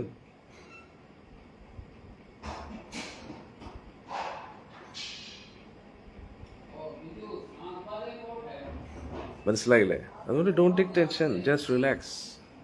നമ്മളാണ് വെറുതെ ടെൻഷൻ അടിക്കുന്നത്. ഷൂ എന്താവും, ഇതാവും എന്നൊക്കെ. ഇവൻ മാതാജിമാരുടെ കാര്യമാണ്. നമ്മൾ എന്ത് ടെൻഷൻ അടിക്കുന്നു? നമ്മളെന്തെങ്കിലും തെറ്റ് ചെയ്യുന്നുണ്ടോ? നല്ല കാര്യമല്ലേ ചെയ്യുന്നത്? ഇതിൽ എന്ത് തെറ്റിയിരിക്കുന്നു? നന്മയല്ലേ ചെയ്യുന്നത്? ആരെങ്കിലും ദ്രോഹിക്കുന്നുണ്ടോ? നമ്മൾ ആരെയും ഒന്നും തെറ്റ് ചെയ്യുന്നില്ല. നമ്മൾ നല്ല കാര്യമല്ലേ, ലോകത്തിന് വേണ്ടി നന്മയല്ലേ നമ്മൾ ചെയ്യുന്നത്. പിന്നെ എന്തിനാണ് നമ്മൾ ഭയപ്പെടുന്നത്? ആരെ ഭയപ്പെടുന്നു? നമ്മൾ നാമമാണ് ജപിക്കുന്നത്, ഭഗവാന്റെ നല്ല കാര്യങ്ങളല്ലേ ചെയ്യുന്നത്. ഇത് കലിയുഗമാണ്. കലിയുഗമായതുകൊണ്ട് എതിർപ്പുകൾ ഉണ്ടാവും. അത് നമ്മുടെ തന്നെ അറിഞ്ഞോ അറിയാതെ ചെയ്തു കൂട്ടിയ പാപകർമ്മങ്ങളാണ് എന്നും കൂടെ നമ്മൾ മനസ്സിലാക്കുക. ആദ്യമൊക്കെ എതിർപ്പുകളുണ്ടാവും, വിമർശനങ്ങളുണ്ടാവും. ഇതിനെല്ലാം സഹിച്ചും ക്ഷമിച്ചും മുന്നോട്ട് പോവുക. കുറച്ച് കഴിയുമ്പോൾ ഇവർ നമ്മളെ അത്ഭുത ജീവികളായിട്ട് കണ്ടു തുടങ്ങും. കാരണം ഇന്നത്തെ കാലത്ത് ആരും ചെയ്യാത്തൊരു കാര്യമാണ് നമ്മൾ ചെയ്തുകൊണ്ടിരിക്കുന്നത്. അത്ഭുതത്തോടു കൂടി നമ്മളെ നോക്കും അവർ. കുറച്ച് കഴിയുമ്പോൾ അവർ നമ്മളെ ബഹുമാനിക്കാൻ തുടങ്ങും. പിന്നെ അവർ അംഗീകരിക്കും നമ്മളെ. ഓക്കെ, അവർ നല്ല ഭക്തരാണ്, സ്വന്തം കുടുംബക്കാർ പോലും. പിന്നെ കുറച്ചും കൂടെ കഴിഞ്ഞ് കഴിഞ്ഞാൽ പിന്നെ അവർക്ക് മനസ്സിലാവും ഇവർ വേറെ ലെവലിലാണ്, നമ്മുടെ കയ്യിലൊന്നും ഒതുങ്ങുന്ന ആൾക്കാരല്ല. അന്നേരം എല്ലാവരോടും അവർ പറയും വളരെ നമ്മുടെ കുടുംബത്തിൽ എങ്ങനെ വന്ന് പെട്ടു എന്ന് നമുക്ക് അറിഞ്ഞൂടാ.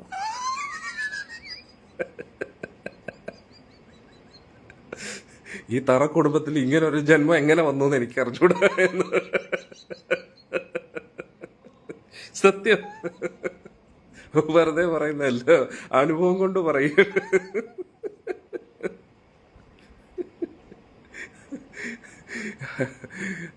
പിന്നെ ആരെങ്കിലും ഭക്തരെ നമ്മുടെ മുമ്പിൽ ചിലപ്പം പറയത്തില്ല. പക്ഷെ വേറെ ആരെങ്കിലും നമ്മളെ കുറിച്ച് കുറ്റം പറഞ്ഞാലോ അതൊക്കെ അവരെ കുറിച്ചൊന്നും പറയരുത് കേട്ടോ. അവർ ഭയങ്കര ഭക്തനാണ്, നമ്മളെപ്പോലെ തറകളൊന്നുമല്ല. അവർ ഭയങ്കര ഇതാണ്. പറയുമ്പോൾ ചിലപ്പോൾ സിഗരറ്റ് വലിച്ചോണ്ടായിരിക്കും പറയുന്നത്.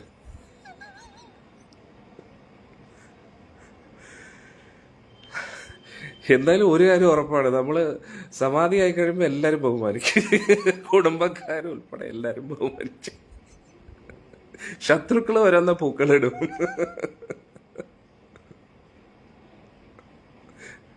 മനസ്സിലായില്ലേ? അതുകൊണ്ട് അതുവരെ ഒന്ന് പിടിച്ചിരുന്നാൽ മതി. സമാധിയാകുമ്പോൾ എന്തായാലും നമ്മളും രക്ഷപ്പെടും, ഇവരും രക്ഷപ്പെടും. സമാധിയാകുമ്പോൾ നമ്മൾ എന്തായാലും കോലമൊത്ത് പോവും. പിന്നെ നമ്മുടെ ശവത്തെ ഇട്ട് ഇവരെല്ലാവരും പൂജിച്ചുകൊണ്ട് ഇരിക്കും. അതുകൊണ്ട് അവരുടെ പാപകർമ്മങ്ങളും തീരുമല്ലോ. ഹരേ കൃഷ്ണ. അതുകൊണ്ട് ഡോണ്ട് വറി. ഒരു മാതാജി പറഞ്ഞ, ഞാൻ ദീക്ഷ എടുത്തപ്പോൾ വിമർശിച്ച എൻ്റെ അമ്മയും സഹോദരങ്ങളും ഇപ്പോൾ ജയിച്ചു തുടങ്ങി. അത്രയേ ഉള്ളൂ.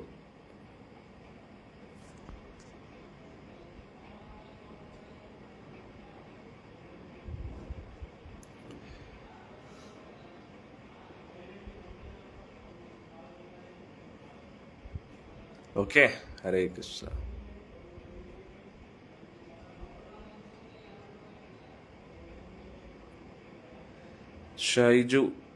ഷിജി മാതാജി അല്ലേ? ഗുരുമാരെ എത്ര ട്രൈ ചെയ്തിട്ടും 4 മണിക്ക് എഴുന്നേക്കാൻ പറ്റുന്നില്ല, ഒരു ടിപ്പ് പറഞ്ഞു തരൂ. നമ്മൾ നേരത്തെ കിടന്നുറങ്ങുക. ഒരു 10 മണിക്കെങ്കിലും കിടന്നേ പറ്റൂ. പിന്നെ ഉച്ചയ്ക്കും കുറച്ച് നേരം കിടക്കണം. അന്നേരം ഉറക്കക്ഷീണം കൊണ്ടായിരിക്കും. പിന്നെ ആരെങ്കിലും നമുക്ക് പറഞ്ഞേൽപ്പിക്കുക 4 മണിക്ക് എഴുന്നേൽപ്പിക്കുക എന്ന് പറഞ്ഞു. അങ്ങനെ ആരെങ്കിലും ഹെൽപ്പ് എടുത്താൽ മതി. ഫോൺ വിളിച്ച് എഴുന്നേൽപ്പിക്കാൻ പറയുന്ന രീതിയിൽ അങ്ങനെയൊക്കെ. എങ്ങനെയെങ്കിലും ഒരു വ്രതം എന്നുള്ള രീതിയിൽ തുടർച്ചയായിട്ടൊരു 41 ദിവസം എഴുന്നേക്കാൻ പഠിക്കുക. 41 ദിവസം തുടർച്ചയായിട്ട് എഴുന്നേറ്റ് കഴിഞ്ഞാൽ പിന്നെ അതങ്ങ് ശീലമാവും. Okay, don't worry. എന്നാൽ ഇവിടെ മൈത്ര ഋഷി പറയുന്നു, വിതുരരെ, ഞാൻ ഇത്രയും നേരവും ഭഗവാന്റെ കാലശക്തിയെക്കുറിച്ചായിരുന്നു വർണ്ണിച്ചുകൊണ്ടിരുന്നത്. ഞാനിനി ബ്രഹ്മദേവൻ്റെ സൃഷ്ടിയെക്കുറിച്ചും ഞാൻ വർണ്ണിക്കാൻ പോവുകയാണ്.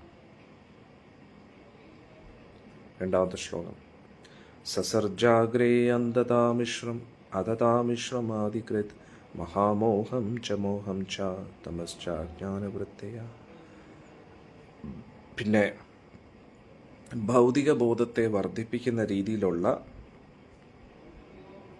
കാര്യങ്ങൾ ബ്രഹ്മദേവൻ സൃഷ്ടിക്കാൻ തുടങ്ങി. എന്താണ്?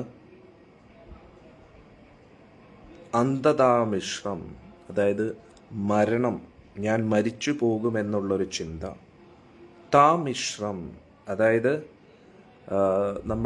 നമ്മൾ വിചാരിക്കുന്ന പോലെ കാര്യം നടക്കാതപ്പോൾ ദേഷ്യം വരുന്ന ആ ഒരു ഭാവം. മഹാമോഹം, അതായത് ഇത് എൻ്റേതാണ്, എൻ്റെ ആസ്വാദന വിഷയം എന്നുള്ള ചിന്തകൾ. മോഹം, അതായത് മോഹം എന്ന് പറഞ്ഞാൽ എന്താ? ഇല്ലാത്തതുണ്ട് എന്ന് തോന്നുന്നത്. തമ, അജ്ഞാനം, അജ്ഞാന വൃത്തയ, ഇതെല്ലാം ബ്രഹ്മദേവൻ സൃഷ്ടിച്ചു. ഇത്ര കറക്റ്റാണെന്ന് നോക്കണേ. അന്ധതാമിശ്രം, അതായത് മരണഭയം, അതായത് മരിക്കുമ്പോൾ നമ്മൾ എന്താ ചെയ്യും? ഞാൻ മരിക്കുകയാണ്. നമ്മൾ മരിക്കുന്നില്ല, ശരീരം നശിക്കുന്നേ ഉള്ളൂ, ശരീരം ഉപേക്ഷിക്കുകയാണ്. പക്ഷെ നമുക്ക് തോന്നും നമ്മൾ മരിക്കുകയാണ്. ആ മരണത്തിൻ്റെ ഒരു ചിന്ത, അതിനെയാണ് അന്ധതാമിശ്രം എന്ന് പറയുന്നത്. അതിനെ സൃഷ്ടിച്ചു. താമിശ്രം, പിന്നെ നമ്മൾ വിചാരിക്കുന്ന പോലെ കാര്യങ്ങൾ നടക്കാത്തപ്പോൾ ഫ്രസ്ട്രേഷൻ ഉണ്ടാകുന്നു, ദേഷ്യം കൊണ്ട്. അതിനെയാണ് താമിശ്രം എന്ന് പറയുന്നു. പിന്നെ മഹാമോഹം. മഹാമോഹം എന്ന് പറഞ്ഞാൽ നമ്മുടെ ആസ്വാദന വിഷയത്തെ ഇങ്ങനെ കൂട്ടി വയ്ക്കുക. ഇപ്പോൾ കള്ളുകുടിയന്മാരാണെങ്കിൽ ഇങ്ങനെ കള്ള് കുപ്പി ഇങ്ങനെ സ്റ്റോർ ചെയ്ത് വയ്ക്കുക, അല്ലേ?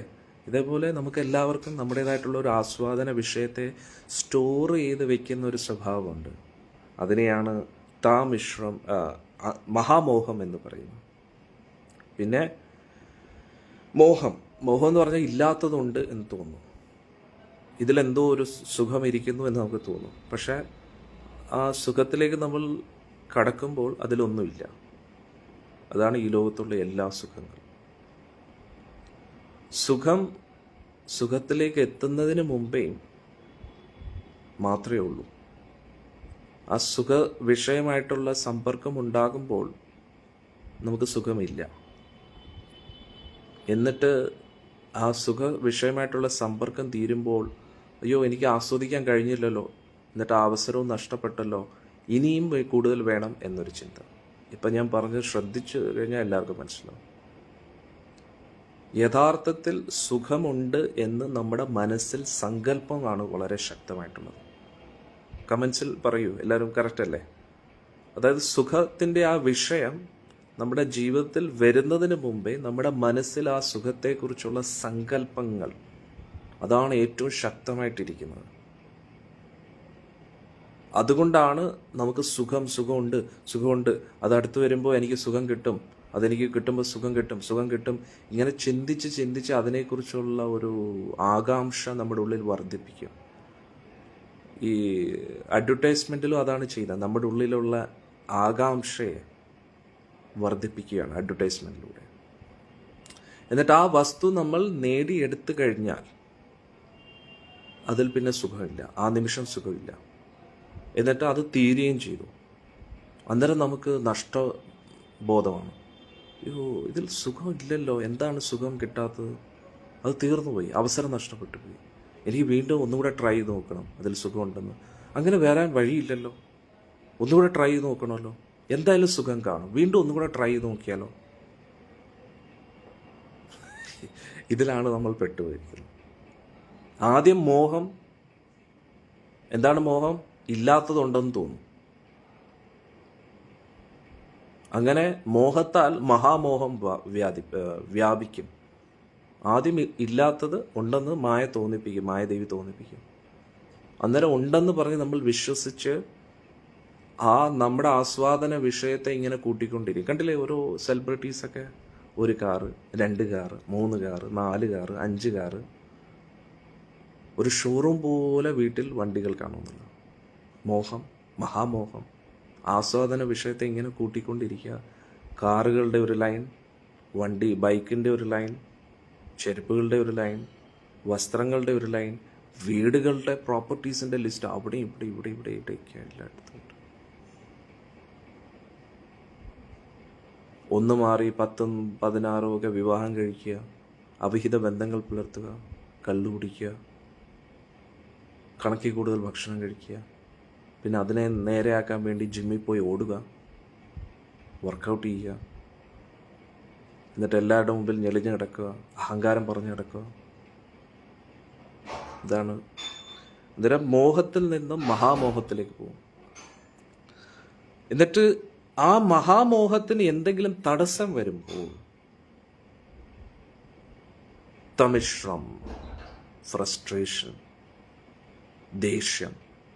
കാരണം എന്താ? നമ്മുടെ എക്സ്പെക്റ്റേഷൻ തകർന്നു. നമ്മൾ ഇത്രയും ആസ്വാദന വിഷയത്തെ കൂട്ടിവെച്ചത് എന്തിനു വേണ്ടിയായിരുന്നു? ആസ്വദിക്കാൻ വേണ്ടിയാണ്. പക്ഷെ ആസ്വാദനം കിട്ടാത്തതുകൊണ്ട് ഫ്രസ്ട്രേഷൻ. ഈ ലോകത്ത് ഏതൊരു ക്രൈം നടക്കുന്നതിൻ്റെയും കാരണം ഇതാണ്.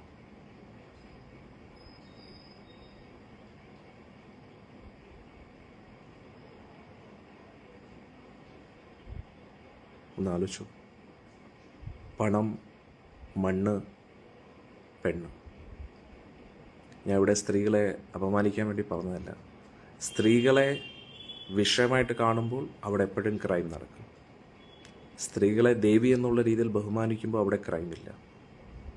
സ്ത്രീകൾ സ്വയം വസ്തുക്കളായിട്ട്, ഉപഭോഗ വസ്തുവായിട്ട് മാറുമ്പോൾ സ്ത്രീകളും അവരുടെ ജീവിതം നശിപ്പിച്ചുകൊണ്ടിരിക്കുകയാണ്. സ്ത്രീകളുടെ ശക്തി മനസ്സിലാക്കുക. സ്ത്രീ ദേവിയാണ്, ശക്തിയാണ്. അവരവരുടെ കഴിവുകളെ മനസ്സിലാക്കി ഒരു കുടുംബത്തെ മുഴുവൻ നിലനിർത്താനുള്ള ശക്തി സ്ത്രീജനങ്ങൾക്കുണ്ട്. നന്മയിലേക്ക് കൊണ്ടുപോകാൻ. സ്ത്രീ നന്നായ കുടുംബം നന്നായി, കുടുംബം നന്നായ രാഷ്ട്രം നന്നായി. വെറുതെ പറയുന്നതല്ലല്ലോ. സ്ത്രീകൾ നശിച്ചാൽ ആ സമൂഹം മൊത്തത്തിൽ നശിച്ചു. സ്ത്രീകളിലൂടെയാണ് അടുത്ത ജനറേഷൻ വരുന്നത്. നല്ലൊരു അമ്മയിലൂടെ മാത്രമേ നല്ലൊരു കുട്ടി വരൂ. അന്നേരം ഇന്ന് നമ്മൾ നോക്കിക്കഴിഞ്ഞാൽ ക്രൈമിൻ്റെ പ്രധാന കാരണം പ്രോപ്പർട്ടി, പണം, സ്ത്രീകളെ ഉപഭോഗ വസ്തുവായിട്ട് കാണുന്നു. ഇതിനു വേണ്ടിയാണ് എല്ലായിടത്തും അടി നടക്കുന്നത്. മണ്ണ്, പെണ്ണ്, പണം. ഇതിൽ മൂന്നിലും അധികാരം ചമയ്ക്കാൻ വേണ്ടി നോക്കുകയാണ്. എല്ലാ മണ്ണും എൻ്റെ കയ്യിലായിരിക്കണം, എല്ലാ പണവും എൻ്റെ കയ്യിലായിരിക്കണം, എല്ലാ സുന്ദരികളായിട്ടുള്ള സ്ത്രീകളും എൻ്റെ അധീനതയിലായിരിക്കണം എന്നൊരു അഹങ്കാരം, അല്ലെങ്കിൽ ഒരു ആസ്വാദനത്തിനുള്ള അത്യാഗ്രഹം, രാവണൻ്റെ സ്വഭാവം. ഇതാണ് ഈ ലോകത്തിലുള്ള എല്ലാത്തിൻ്റെയും കാരണം. അന്നേരം ആദ്യം മോഹം, ഇല്ലാത്ത സുഖം ഉണ്ടെന്ന് തോന്നും. അങ്ങനെ അതിനെക്കുറിച്ച് കൂടുതൽ ചിന്തിക്കുമ്പോൾ ആ മോഹനത്തിൻ്റെ വസ്തുവകകളെ കൂട്ടാൻ സേവ് ചെയ്ത് വെക്കാൻ, കൂട്ടിവെക്കാനുള്ള ഒരു ടെൻഡൻസി വരും. അതിനെയാണ് മഹാമോഹം എന്ന് പറയുന്നത്. ഇല്ലാത്ത സുഖം ഉണ്ടെന്ന് തോന്നുന്നത് തന്നെ ഒരു മോഹമാണ്, ഒരു ഇല്യൂഷനാണ്, അല്ലെങ്കിൽ ഒരു മായയാണ്. എന്നിട്ട് ഇല്ലാത്ത സുഖം ഉണ്ടെന്ന് ഉറച്ചു വിശ്വസിച്ചുകൊണ്ട് അങ്ങനെയുള്ള വസ്തു വകകളെ കൂട്ടിക്കൂട്ടി വെക്കുന്നതിനെ മഹാമോഹം എന്ന് പറയുന്നു. ഇനി ഈ മോഹത്തിനോ മഹാമോഹത്തിനോ ആരെങ്കിലും എതിരെ വന്നാൽ, എന്തെങ്കിലും തടസ്സം വന്നു കഴിഞ്ഞാൽ നമ്മൾ ഫ്രസ്ട്രേറ്റഡ് ആവുന്നു. അതിനെ താമിശ്രം എന്ന് പറയുന്നു. താമിശ്രം, പ്രക്ഷുബ്ധാവസ്ഥയിലേക്ക് നമ്മൾ പോകുന്നു. കാരണം എന്താ? നമ്മുടെ ആസ്വാദനത്തിനെതിരെ നിൽക്കുന്നു എന്നൊരു, അതിനെതിരെ ആര് നിന്നാലും എന്താണെങ്കിലും അവരെല്ലാം തകർത്ത്, ബോംബിട്ട് തകർക്കാൻ വരെ, കൊലപാതകം ചെയ്യാൻ വരെ മടിക്കാത്തൊരു പ്രവണതയാണ്. ഇതിനെയാണ് താമിശ്രം എന്ന് പറയുന്നത്.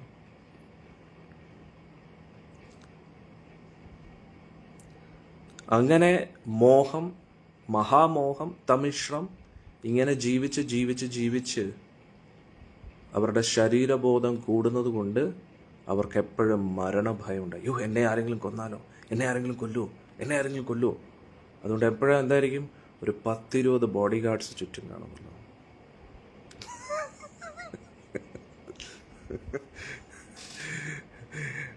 വലിയ ഹൈ സെക്യൂരിറ്റി ആയിരിക്കും. എന്തിനു വേണ്ടിയാണ്? ആരെങ്കിലും എന്നെ കൊല്ലൂ എന്നുള്ളൊരു ഭയം. സെക്യൂരിറ്റി സ്റ്റാഫിനെ വെക്കുന്നതിൽ തെറ്റില്ല, പക്ഷേ ആ വ്യക്തിക്ക് ഭയം കാണരുത്. അതാണിപ്പോൾ വലിയൊരു സ്ഥാനത്തിരിക്കുന്ന വ്യക്തിക്ക് കുറേ ബോഡി ഗാർഡ്സിൻ്റെ ആവശ്യമുണ്ട്, കാരണം ആരെങ്കിലും അപായപ്പെടുത്താൻ നോക്കിയാലോ എന്ന്. പക്ഷെ ആ വ്യക്തിക്ക് സ്വയം ഭയം കാണുകയാണെങ്കിൽ അത് വളരെ ഡേഞ്ചറസ് ആണ്. ഒന്നാലോചിച്ചു, ഈ ലോകത്തുള്ള എല്ലാ ആസ്വാദനം ആസ്വദിക്കുകയും ചെയ്യുന്നുണ്ട്, എല്ലാ കാശും ഉണ്ട്, എല്ലാ അധികാരവും ഉണ്ട്, എല്ലാം ഉണ്ട്. എന്നിട്ട് ആസ്വാദനത്തിനെതിരെ നിൽക്കുന്നവരെ തകർക്കാനുള്ള കപ്പാസിറ്റി ഉണ്ട്. പക്ഷെ ഭയത്തിൽ നിന്ന് രക്ഷയില്ല. അന്ധതാമിശ്രം. ഹരേ കൃഷ്ണ. ഇതെല്ലാം ആരാ സൃഷ്ടിച്ചത്? ബ്രഹ്മദേവൻ. ഒടുക്കലത്തെ സൃഷ്ടിയായി. ഇതെല്ലാം മായാദേവിയുടെ പല പല ലെവൽസാണ്. കൂടുതൽ ആൾക്കാരും മോഹനത്തിൽപ്പെട്ടിരിക്കുകയാണ്. കാരണം എന്താ? മഹാമോഹത്തിലേക്ക് കടക്കാൻ അവർക്ക് അത്രത്തോളം കപ്പാസിറ്റി ഇല്ല. വലിയ പണക്കാരാണ് മഹാമോഹത്തിലേക്ക് പോകുന്നത്. മനസ്സിലാകുന്നുണ്ടോ? അന്നേരം സാധാരണ ജനങ്ങൾ കൂടുതലും മോഹത്തിലും തമിശ്രത്തിലും ആയിരിക്കും. അവർ ആസ്വദിക്കാൻ ശ്രമിക്കും. ആസ്വാദനത്തിന് തടസ്സം വരുമ്പോൾ ഫ്രസ്ട്രേഷൻ വരും, തമിശ്രം. കൂടുതൽ അധികാരവും കാശും ഉള്ളവർ മോഹത്തിൽ നിന്ന് മഹാമോഹത്തിലേക്ക് പോകും. കൂടുതൽ പ്രോപ്പർട്ടീസ് ഇങ്ങനെ കൂട്ടിക്കൂട്ടി വയ്ക്കും. അന്നേരം അവർ 3 കാര്യങ്ങൾ: മോഹം, മഹാമോഹം, തമിശ്രം. ഇത് ചെയ്ത് ചെയ്ത് അവസാനം കിട്ടുന്നത് എന്താണ്? മരണഭയമാണ് അവാർഡായിട്ട് കിട്ടുന്നത്. മരണഭയം. കൊള്ളാമല്ലേ? അതെ. അന്നേരം ഇതിനെയെല്ലാം ശരീരബോധം, ഇതെല്ലാം എന്തുകൊണ്ടാണ് സംഭവിക്കുന്നത്? ഞാൻ ആരാണെന്ന് ഞാൻ തിരിച്ചറിഞ്ഞില്ലെങ്കിൽ ഇതെല്ലാം എനിക്കായിട്ട് കാത്തിരിക്കും. ഞാൻ ഈ ശരീരമാണെന്ന് ചിന്തിച്ചു കഴിഞ്ഞാൽ ഉടനെ മോഹം എനിക്കായിട്ട് കാത്തിരിക്കുന്നു. ആ മോഹത്തിൽ കൂടുതൽ പെട്ടുപോകുമ്പോൾ മഹാമോഹം എനിക്കായിട്ട് കാത്തിരിക്കുന്നു. എനിക്ക് എൻ്റെ ഉള്ളിലൊരു പ്രവണത വരും. എൻ്റെ ആസ്വാദനത്തിന് ഇങ്ങനെ കൂട്ടിക്കൂട്ടി സൂക്ഷിച്ച് വെക്കണം. കാരണം എന്താ? ഇപ്പം മാത്രം എനിക്ക് ആസ്വാദനം കിട്ടിയാൽ പോരല്ല, നാളെയും കിട്ടണം, മറ്റന്നാളും കിട്ടണം. അത് തീർന്നു പോരുത്. എൻ്റെ ആസ്വാദനം ഒരിക്കലും തീരരുത് പറഞ്ഞ് ആസ്വാദന വിഷയത്തെ ഇങ്ങനെ കൂട്ടിവെക്കും. മോഹം, മഹാമോഹം. ഇനി മോഹത്തിനോ മഹാമോഹത്തിനോ ആരെങ്കിലും തടസ്സം നിന്നാ തീർന്ന്, അവൻ്റെ കഥ തീർക്കും. തമിശ്രം, ഫ്രസ്ട്രേഷനായിട്ട് എല്ലാം തകർക്കും എന്നുള്ളതാണ്. തകർത്ത് തരിപ്പണമാക്കും എന്നുള്ളത്. ആരായാലും ശരി, അതാണ് തമിശ്രം. മോഹം, മഹാമോഹം, തമിശ്രം. ഓക്കെ.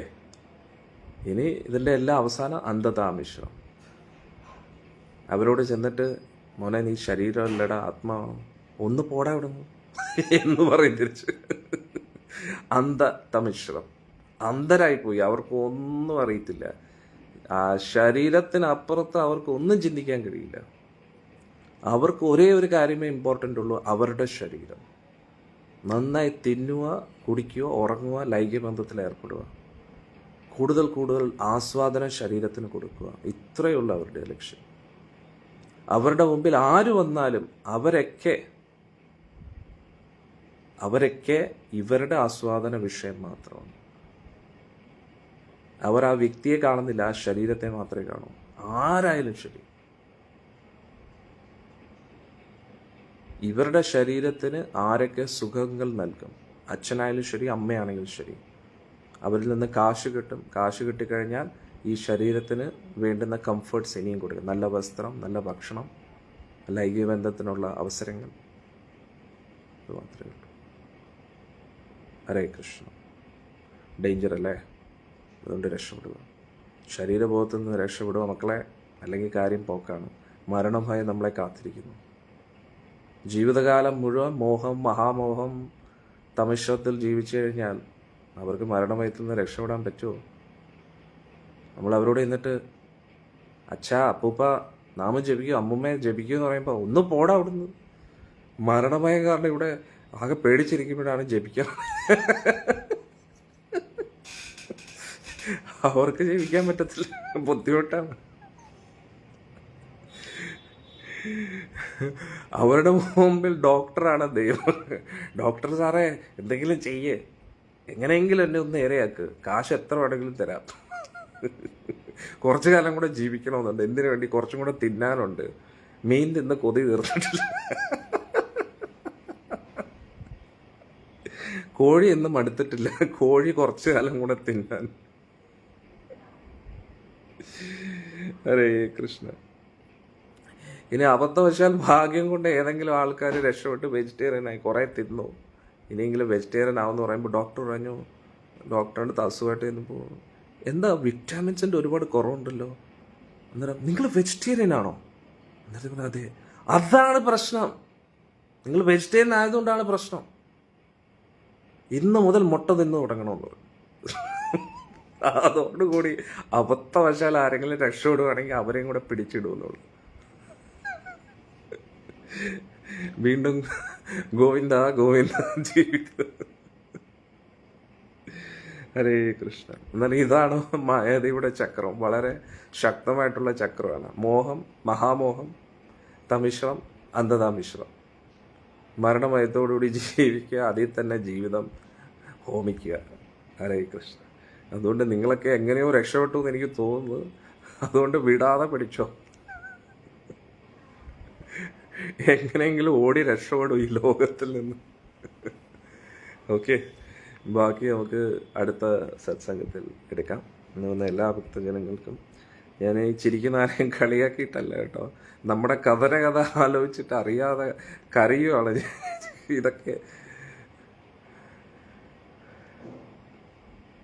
എൻ്റെ ഒരു ബന്ധു പറയും, മക്കളുടെ കല്യാണവും മക്കളെല്ലാം കാണണം,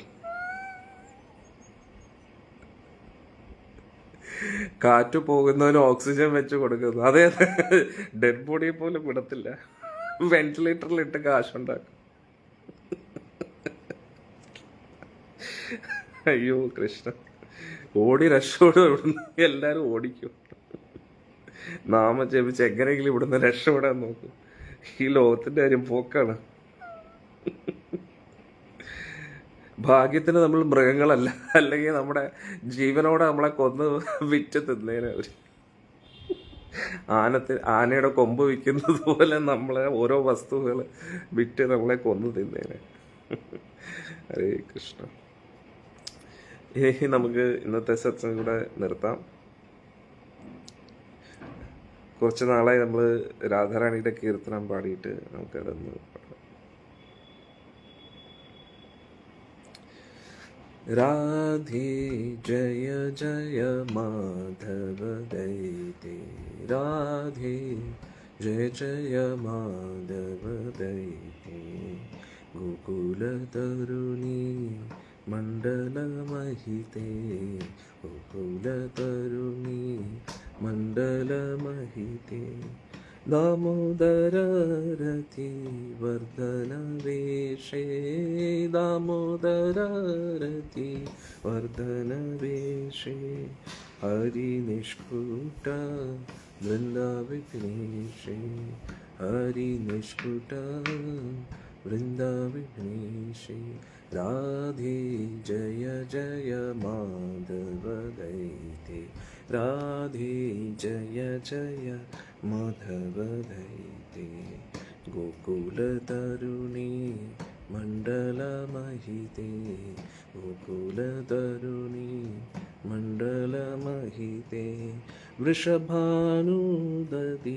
നവശശിലേകേ വൃഷഭാനുദതി നവശശിലേകേ ലളിതാ സഖി ഗുണ രമിതാ വിശാഖേ ലളിതാ സഖി ഗുണ രമിതാ വിശാഖേ രാധേ ജയ ജയ മാധവ ദൈതേ എല്ലാവരും പാടൂ രാധേ ജയ ജയ മാധവ ദൈതേ രാധേ ജയ ജയ മാധവ ദൈതേ രാധേ ജയ ജയ മാധവ ദൈതേ ഗോകുലതരുണി മണ്ഡലമഹിതേ ഗോകുലതരുണി മണ്ഡലമഹിതേ കരുണാം ഗൗരമയീ കരുണാഭരിതേ കരുണാം ഗൗരമയീ കരുണാഭരിതേ കരുണാം ഗൗരമയീ കരുണാഭരിതേ സനക സനാതന വർണ്ണിത ചരിതേ സനക സനാതന വർണ്ണിത ചരിതേ രാധേ ജയ ജയ മാധവ ദൈതേ രാധേ ജയ ജയ മാധവ ദൈതേ രാധേ ജയ ജയ മാധവ ദൈതേ രാധേ ജയ ജയ മാധവ ദൈതേ. നമ്മൾ മനസ്സിലാക്കുക, ഈ ലോകം കലഹത്തിൻ്റെയും കാപട്യത്തിൻ്റെയും ലോകമാണോ? യഥാർത്ഥ ഭക്തരെ ആരും ഇവിടെ ബഹുമാനിക്കത്തുമില്ല, അംഗീകരിക്കത്തുമില്ല. നമ്മൾ മരിച്ച് കട്ടപ്പോകയാകുമ്പോഴേ എല്ലാവരും ബഹുമാനിക്കും. പൂന്താനത്തെ നോക്കിയാലും കുറൂരമ്മയെ നോക്കിയാലും അവരുള്ളപ്പോൾ ആരും തിരിഞ്ഞു നോക്കിയിട്ടില്ല അവരെ. ഇത് നമ്മളെന്താണ്, നമ്മൾ അത്രയൊന്നും ഭക്തിയിൽ എത്തിയിട്ടില്ലല്ലോ, പിന്നെ എന്തിനാണ് നമ്മളിവിടെ എന്തെങ്കിലും പ്രതീക്ഷ വയ്ക്കുന്നത്? നമ്മൾ ആരെയും ബോധ്യപ്പെടുത്താനോ ആരുടെ അംഗീകാരമോ ആരുടെ എതിർപ്പുകളോ അതൊന്നും നമുക്ക് വകവയ്ക്കേണ്ട ആവശ്യമില്ല. നമ്മൾ നമ്മുടെ രീതിയിൽ മുന്നോട്ട്. പക്ഷേ നമ്മുടേതായിട്ടുള്ള കർത്തവ്യങ്ങൾ അതിൽ അമാദ്യം കാണിക്കരുത്. ഗൃഹസ്ഥ ജീവിതത്തിൽ ഇരിക്കാൻ ഭർത്താവാണെങ്കിൽ വീട്ടിലെ കാര്യങ്ങൾ, വീട്ടിലൊരിക്കലും ദാരിദ്ര്യം വരാൻ പാടില്ല. ഭാര്യ എന്നുള്ള രീതിയിൽ വീട്ടിലെ ചുമതലകളൊക്കെ നോക്കണം. അതിലൊരിക്കലും വിട്ടുവീഴ്ച ചെയ്യാൻ പാടില്ല. പക്ഷെ നമ്മുടെ ഭക്തി അത് നമ്മുടെ സ്വാതന്ത്ര്യമാണ്. എല്ലാവർക്കും അവരവരുടെ സ്വാതന്ത്ര്യവും അധികാരവും അവകാശമുണ്ട്. നമ്മൾ തെറ്റൊന്നും ചെയ്യുന്നില്ല, സമൂഹത്തിനൊരു ദ്രോഹം ചെയ്യുന്നില്ല, പിന്നെ ഇതിനാണ് ഭയപ്പെടുന്നത്. നമ്മുടെ കർത്തവ്യങ്ങളിൽ അമാദ്യം കാണിക്കുകയാണെങ്കിൽ ഓക്കെ, കുഴപ്പമില്ല. അത് നമ്മൾ അവരെന്തെങ്കിലും അതിനെക്കുറിച്ച് പറയുകയാണെങ്കിൽ തീർച്ചയായിട്ടും അതിന് നമ്മൾ അതിൻ്റേതായിട്ടുള്ള സൊല്യൂഷൻ എടുക്കണം. പക്ഷേ നമ്മുടെ കഴിവിൻ്റെ പരമാവധി ശ്രമിച്ചിട്ടും നമ്മുടെ കഴിവിൻ്റെ പരമാവധി കുടുംബത്തിന് വേണ്ടി എല്ലാ കാര്യങ്ങളും ചെയ്തിട്ടും അവർ വീണ്ടും പരാതി പറയും, എങ്കിൽ ഇപ്പോൾ നിങ്ങൾ നിങ്ങളുടെ വഴി നോക്കാൻ പറയും. അത്രയേ ഉള്ളൂ, സിമ്പിൾ. കാരണം അത് നിങ്ങൾ അംഗീകരിച്ചു കൊടുക്കേണ്ട ആവശ്യമില്ല. അത് അവരുടെ ബാലിഷ്യമായിട്ടുള്ള അഭിപ്രായങ്ങളാണ്. അത് നമ്മൾ ഗൗനിക്കേണ്ട ആവശ്യമില്ല. കുട്ടികൾ എന്തെങ്കിലും പറഞ്ഞെന്ന് പറഞ്ഞ് വലിയവർ അത്ര സീരിയസ് ആയിട്ട് എടുക്കേണ്ട ആവശ്യമില്ല. അതേപോലെ കുറച്ച് ഉയർന്ന് ചിന്തിക്കുക. നമ്മളിങ്ങനെ ഭയപ്പെടേണ്ട ആവശ്യമില്ല. നമ്മൾ നമ്മുടെ കർത്തവ്യങ്ങൾ, ഇപ്പോൾ പ്രത്യേകിച്ച് പ്രായം ചെന്ന അമ്മമാർ ജീവിതകാലം മുഴുവൻ കുട്ടികൾക്കും കുടുംബത്തിനും വേണ്ടി കൊടുത്തു. അവസാന നിമിഷം ഒന്ന് നാമം ജപിക്കാനുള്ള സ്വാതന്ത്ര്യം പോലും ഇല്ലെങ്കിൽ പിന്നെ എന്താ പ്രയോജനം? അത് എവിടുത്തെ ന്യായമാണ്? അവർ പിന്നെ എന്താണ് ആഗ്രഹിക്കുന്നത്? ഇവിടെ വീട്ടിൽ ചുമ്മാ കുത്തിയിരുന്ന് ടി വിയും കണ്ടുകൊണ്ടിരിക്കുകയാണെന്നോ? അവർക്ക് അവരുടേതായിട്ടുള്ള ലക്ഷ്യമില്ലേ? മരണത്തിന് ശേഷം അവരുടെ പുനർജന്മം നന്നാവണ്ടേ? ഭഗവാന്റെ ലോകത്തേക്ക് പോകണ്ടേ? അതിനുവേണ്ടി ഒരു ശ്രമം നടത്തണ്ടേ? അത് മനസ്സിലാക്കുക. അത് കുട്ടികളുടെ സ്നേഹമല്ല, അത് അവരുടെ സ്വാർത്ഥതയാണെന്ന് മനസ്സിലാക്കുക. ജീവിതകാലം മുഴുവൻ, ജീവിതാന്ത്യം വരെ അച്ഛനമ്മമാർ കുട്ടികളുടെ ജോലിക്കാരായിട്ട് നിൽക്കണമെന്ന് അത് എവിടുത്തെ ന്യായമാണ്? പ്രത്യേകിച്ച് ഭർത്താവും മരിച്ച സ്ത്രീജനങ്ങൾ. അവർ പിന്നെ ആർക്ക് വേണ്ടി, എന്തിനു വേണ്ടി ഈ ലോകത്ത് ജീവിക്കണം? കുട്ടികളെല്ലാം അവരുടെ കാര്യത്തിന് വേണ്ടി പല രാജ്യങ്ങളിലും പോയി ജീവിക്കുകയാണ്. അവർ തിരിഞ്ഞു പോലും നോക്കാറില്ല, ചിലപ്പോൾ പൈസ പോലും കൊടുക്കാറില്ല. അഥവാ കൊടുത്തെങ്കിൽ അതിനും കണക്ക് കൊടുക്കുന്ന ആൾക്കാരാണ്. എന്നിട്ട് ഇവരുടെ പ്രോപ്പർട്ടി എല്ലാം അവർക്ക് വേണ്ടിയാണ്. ഇതിൽ കൂടുതൽ എന്താണ് ഒരു വ്യക്തി ഒരു കുടുംബത്തിന് വേണ്ടി ചെയ്യേണ്ടത്? ഒരു ആയുസ് മുഴുവൻ കൊടുത്തു, ഒരു യൗവനം മുഴുവൻ കൊടുത്തു, അവർ കഷ്ടപ്പെട്ട് അധ്വാനിച്ച കാശും സമ്പത്തും എല്ലാം കൊടുത്തു. ഇതിൽ കൂടുതൽ എന്താണ് ഒരു വ്യക്തി ചെയ്യേണ്ടത്? എന്നിട്ടും പരാതിയും പരിഭവമാണെങ്കിൽ പോകുന്നു പറയുക, അല്ലാതെ എന്താ പറയുക? ഒന്ന് കോമൺ സെൻസ് ആയിട്ടുള്ള ഒരു കാര്യമല്ലേ? ഇങ്ങനെയുള്ളവർ എന്തെങ്കിലും തെറ്റ് ചെയ്യുന്നുണ്ടോ? നമ്മൾ ഭക്തർ ഒരു തെറ്റും ചെയ്യുന്നില്ല, ആരെയും ദ്രോഹിക്കുന്നില്ല, ആരെയും വിഷമിപ്പിക്കുന്നില്ല. സമാധാനമായിട്ട് ഓരോരുത്തർ ഇരുന്ന് ജപിക്കാനുള്ള സ്വാതന്ത്ര്യം ഇല്ലെങ്കിൽ അത് എവിടുത്തെ ന്യായമാണ്? അത് അനീതിയല്ലേ? അതുകൊണ്ട് നിങ്ങൾ എന്തിനാണ് ഭയപ്പെടുന്നത്? ആരെ ഭയപ്പെടുന്നു? അത് നിങ്ങളുടെ അവകാശമാണ്.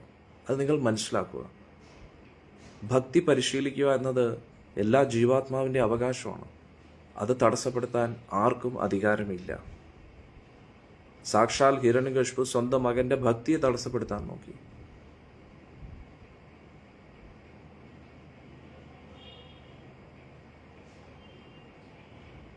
അതുകൊണ്ട് നമ്മൾ മനസ്സിലാക്കണം. ഒരു മാതാജി പറഞ്ഞു, എനിക്ക് ഒന്നിനും എതിർപ്പില്ല, പരാതിയില്ല, ഒരു പാവം മാത്രം ഇടയ്ക്ക് മാംസാദികൾ പറഞ്ഞു. അതുപോലെ മാതാജി. ഒരു സൈഡിൽ കൂടെ വെള്ളം കോരുക, മറ്റു സൈഡിൽ കൂടെ കുട ഉടയ്ക്കുക. Very good, all the best. നാമം ജപിക്കുന്ന ആരുടെയാണ്? ഭഗവാന്റെയാണ്. ഭഗവാൻ ഇഷ്ടമില്ലാത്ത കാര്യം ചെയ്തിട്ട് കാര്യമുണ്ടോ? ഒരു കാര്യമില്ല. അതുകൊണ്ട് കുറച്ചെങ്കിലും ബുദ്ധി ഉപയോഗിക്കുക. അവർക്ക് വേണ്ടുമ്പോൾ എല്ലാം വായിക്കാത്ത വയ്ക്കാനായിട്ട് നമ്മൾ ഉണ്ടാക്കി കൊടുക്കണം. വേണമെങ്കിൽ ഉണ്ടാക്കി കഴിക്കുക, അല്ലെങ്കിൽ മേടിച്ച് കഴിക്കുക. ഇറ്റ്സ് കോമൺ സെൻസ് ആയിട്ടുള്ളൊരു കാര്യമില്ല. നമ്മൾ തൊടാൻ ആഗ്രഹിക്കാത്ത കാര്യം അവർക്ക് വേണ്ടി തൊടണമെന്ന് പറഞ്ഞാൽ അത് ഇവിടുത്തെ ന്യായമാണ്. ഇതേപോലെ നമ്മൾ അവരോട് ജപിക്കാൻ പറഞ്ഞാൽ അവർ കേൾക്കുമോ? അവർക്ക് ഇഷ്ടമല്ലാത്ത കാര്യം നമ്മൾ അവരെ കൊണ്ട് നിർബന്ധിപ്പിച്ച് ചെയ്യിപ്പിച്ച് കഴിഞ്ഞാൽ അവർക്ക് എന്തും ഇഷ്ടമാവും. അതിൻ്റെ അകത്ത് ആരാണ് സ്വാർത്ഥര്? നമ്മളാണോ അവരാണോ? അവരാണ് സ്വാർത്ഥര്.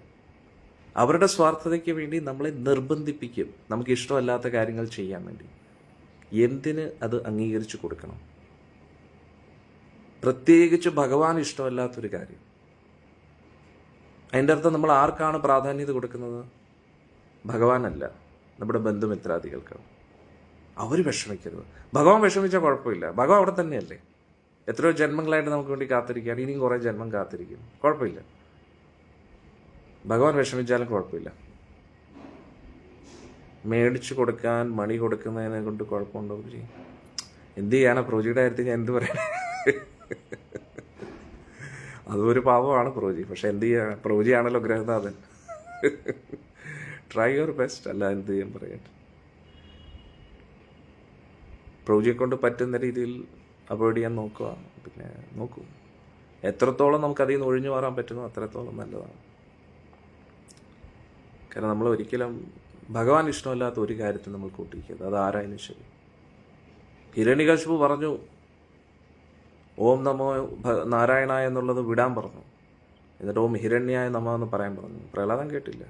അച്ഛനായാലും ശരി, ആരായാലും ശരി, എൻ്റെ യഥാർത്ഥ അച്ഛൻ ഗുരുവായൂരപ്പനാണ്. സിമ്പിൾ, അത്രയേ ഉള്ളൂ. അത് വിട്ടിട്ട് ഒരു കളിയില്ല. 14 ലോകങ്ങളിലുള്ള എല്ലാ ആൾക്കാരും തിരിഞ്ഞു ഓം ഹിരണ്യായ നമഃ എന്ന് പറഞ്ഞു. നാരദ മഹർഷി പറഞ്ഞു, ഞാൻ വരെ പറഞ്ഞു എന്ന് പറഞ്ഞു. ഹിരണ്യകശിപന്റെ മുമ്പിൽ വെച്ച് ഓം ഹിരണ്യായ നമഃ എന്ന് പറയും. അവൻ തിരിയുമ്പോൾ ഓം നാരായണായ നമഃ എന്ന് പറയും. നാരദ മഹർഷി പോലും ഡിപ്ലോമാറ്റിക് ആയി. പ്രഹ്ലാദന് വേണമെങ്കിൽ ഡിപ്ലോമാറ്റിക് ആവാറുത്. പ്രഹ്ലാദൻ വിട്ടുകൊടുത്തില്ല. ഒരു രക്ഷയില്ല അച്ഛാ, ഓം നാരായണായ നമഃ എന്ന് എന്നെ പറയുന്നു പറഞ്ഞു. എന്ത് വേണമെങ്കിലും ചെയ്തോളാം പറഞ്ഞു. വലിയ കൊക്കയെന്ന് എറിഞ്ഞു, കത്തിച്ചു കൊല്ലാൻ നോക്കി, ചവിട്ടി കൊല്ലാൻ നോക്കി. ഗുരുജി എനിക്ക് നേരിട്ട് കാണാൻ അടുത്ത മാസം പറ്റുമോ? ഞാൻ എത്ര കാലമായിട്ട് പ്രോജക്റ്റ് വേണ്ടി കാത്തിരിക്കുന്നത്. ഞാൻ ഇപ്പോഴൊന്നും സമാധി ആയിട്ടില്ല. ഇപ്പം പെട്ടെന്ന് സമാധിയാവാൻ ഉദ്ദേശമില്ല. ഒരു 10-30 വർഷമെങ്കിലും കാണും ഇവിടെ. നിങ്ങളാണ് കറങ്ങി നടക്കുന്നത്. ഗുരുവായൂർ വന്നാൽ 15-ന് ശേഷം പ്രോജി വൃന്ദാവനത്തിൽ വരൂ, ഞാനിവിടെ ഉണ്ട്. ഒരു 2-3 മാസം വൃന്ദാവനത്തിലുണ്ട്. വൃന്ദാവനത്തിൽ വരൂ. ലോകം മുഴുവൻ ചുറ്റുന്ന ആളല്ലേ നാരദ മഹർഷിയെ പോലെ. ഹരേ കൃഷ്ണ. അതുകൊണ്ട് നമ്മൾ മനസ്സിലാക്കുക, കുറച്ചും കൂടെ സീരിയസ് ആവും ഭക്തി. നമ്മൾ ഫോക്കസ് ചെയ്യുക. ഓക്കെ, ഹരേ കൃഷ്ണ. വേറെ എന്തെങ്കിലും സംശയങ്ങൾ ഭക്തർക്ക്? എല്ലാം തൃപ്തിയായല്ലോ? ഹരേ കൃഷ്ണ. ഇത് നമുക്ക് നമ്മുടെ ഗർഗഭാഗവത്തിൽ കാണാം. ഇന്ന് വന്ന് ഞാനിങ്ങനെ തമാശ പറയുന്നത് നിങ്ങൾക്കൊരു കോൺഫിഡൻസ് തരാൻ വേണ്ടിയാണ്, അല്ലാതെ നിങ്ങളെ ആരെയും കളിയാക്കുന്നതല്ല. ഭഗവാൻ നിങ്ങളെ എല്ലാവരും അനുഗ്രഹിക്കട്ടെ എന്ന് ആത്മാർത്ഥമായിട്ട് രാധാകുണ്ടിൽ നിന്നുകൊണ്ട് ഞാൻ പ്രാർത്ഥിക്കുന്നു. ഓക്കെ, നിങ്ങൾക്ക് എല്ലാവർക്കും സന്തോഷത്തോടുകൂടി സമാധാനത്തോടുകൂടി ഒരു എതിർപ്പുകളും ഇല്ലാതെ ഭക്തി പരിശീലിക്കാനുള്ള അവസരം ഗുരുവായൂരപ്പൻ നിങ്ങൾക്ക് എല്ലാവർക്കും നൽകട്ടെ എന്ന് ഞാൻ ആത്മാർത്ഥമായിട്ട് പ്രാർത്ഥിക്കുന്നു. പേടിക്കണ്ട, വിഷമിക്കണ്ട. എതിർപ്പുകൾ വരുന്നത് ഭഗവാനായിട്ട് കൂടുതൽ അടുക്കാൻ വേണ്ടിയാണ്. പക്ഷെ വിട്ടുകൊടുക്കരുത്. നമ്മൾ വിട്ടുവീഴ്ചകൾ ചെയ്യാൻ പാടില്ല ഭക്തി. ഓക്കെ, ഹരേ കൃഷ്ണ. നിങ്ങളെല്ലാം നല്ല പോരാളികളാണ്. എതിർപ്പുകളെ സഹിച്ചുകൊണ്ട് നിങ്ങൾ ഇത്രയൊക്കെ ചെയ്യുന്നു. നിങ്ങൾക്ക് എല്ലാവർക്കും ബിഗ് സല്യൂട്ട്. എൻ്റെ ഭക്തിയെക്കാട്ടിയും നിങ്ങളുടെ ഭക്തി ഭഗവാന് വലിയ ഇഷ്ടമാണ് ഗുരുവായൂരപ്പൻ. ഞാൻ വെറുതെ പറയില്ല. രാധാറാണിക്ക് നിങ്ങളുടെ ഭക്തി വലിയ ഇഷ്ടമാണ്. കാരണം കുടുംബജീവിതത്തിൽ ഇരുന്നു കൊണ്ട് നിങ്ങൾ ഭക്തി പരിശീലിക്കുകയാണ്. അതും എവിടെയോ ഇരുന്നൊരു സ്വാമി ഫേസ്ബുക്കിൽ ഒരു ക്ലാസ് എടുത്തപ്പോൾ അത് കേട്ടിട്ട് നിങ്ങൾ വിശ്വാസത്തോടുകൂടി ഭക്തി പരിശീലിക്കുന്നവരാണ്. എനിക്കാണെങ്കിൽ ഭഗവാന്റെ കാരുണ്യത്താൽ ഗുരു ശിഷ്യ പരമ്പരയുടെ നേരിട്ടുള്ള ആ ഒരു ഗുരു ഭൂതന്മാരുടെ അടുപ്പം, അടുത്ത് നിന്ന്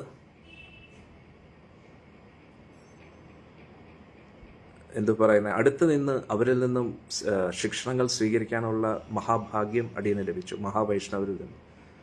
പക്ഷെ നിങ്ങൾക്ക് ആ ഡയറക്റ്റ് എക്സ്പീരിയൻസ് കിട്ടിയില്ലെങ്കിലും സത്സംഗം കേട്ടുകൊണ്ട് നിങ്ങൾ ഇത്രത്തോളം ഭക്തി പരിശീലിക്കുന്നില്ലേ, അതിനെല്ലാം ബിഗ് സല്യൂട്ട്. ഓക്കെ, അതുകൊണ്ട് ഡോണ്ട് വറി. പക്ഷേ ഒരു കോച്ച് അല്ലെങ്കിൽ ഒരു ടീച്ചർ എന്തായിരിക്കും എപ്പോഴും കുട്ടികളോട് 100 മാർക്ക് മേടിക്കാൻ വേണ്ടി ഇങ്ങനെ പുഷ് ചെയ്തുകൊണ്ടിരിക്കും. അതിനു വേണ്ടിയാണ്. നിങ്ങളെല്ലാം നിങ്ങളുടെ ഭക്തി അടിപൊളിയാണ്, സൂപ്പറാണ്.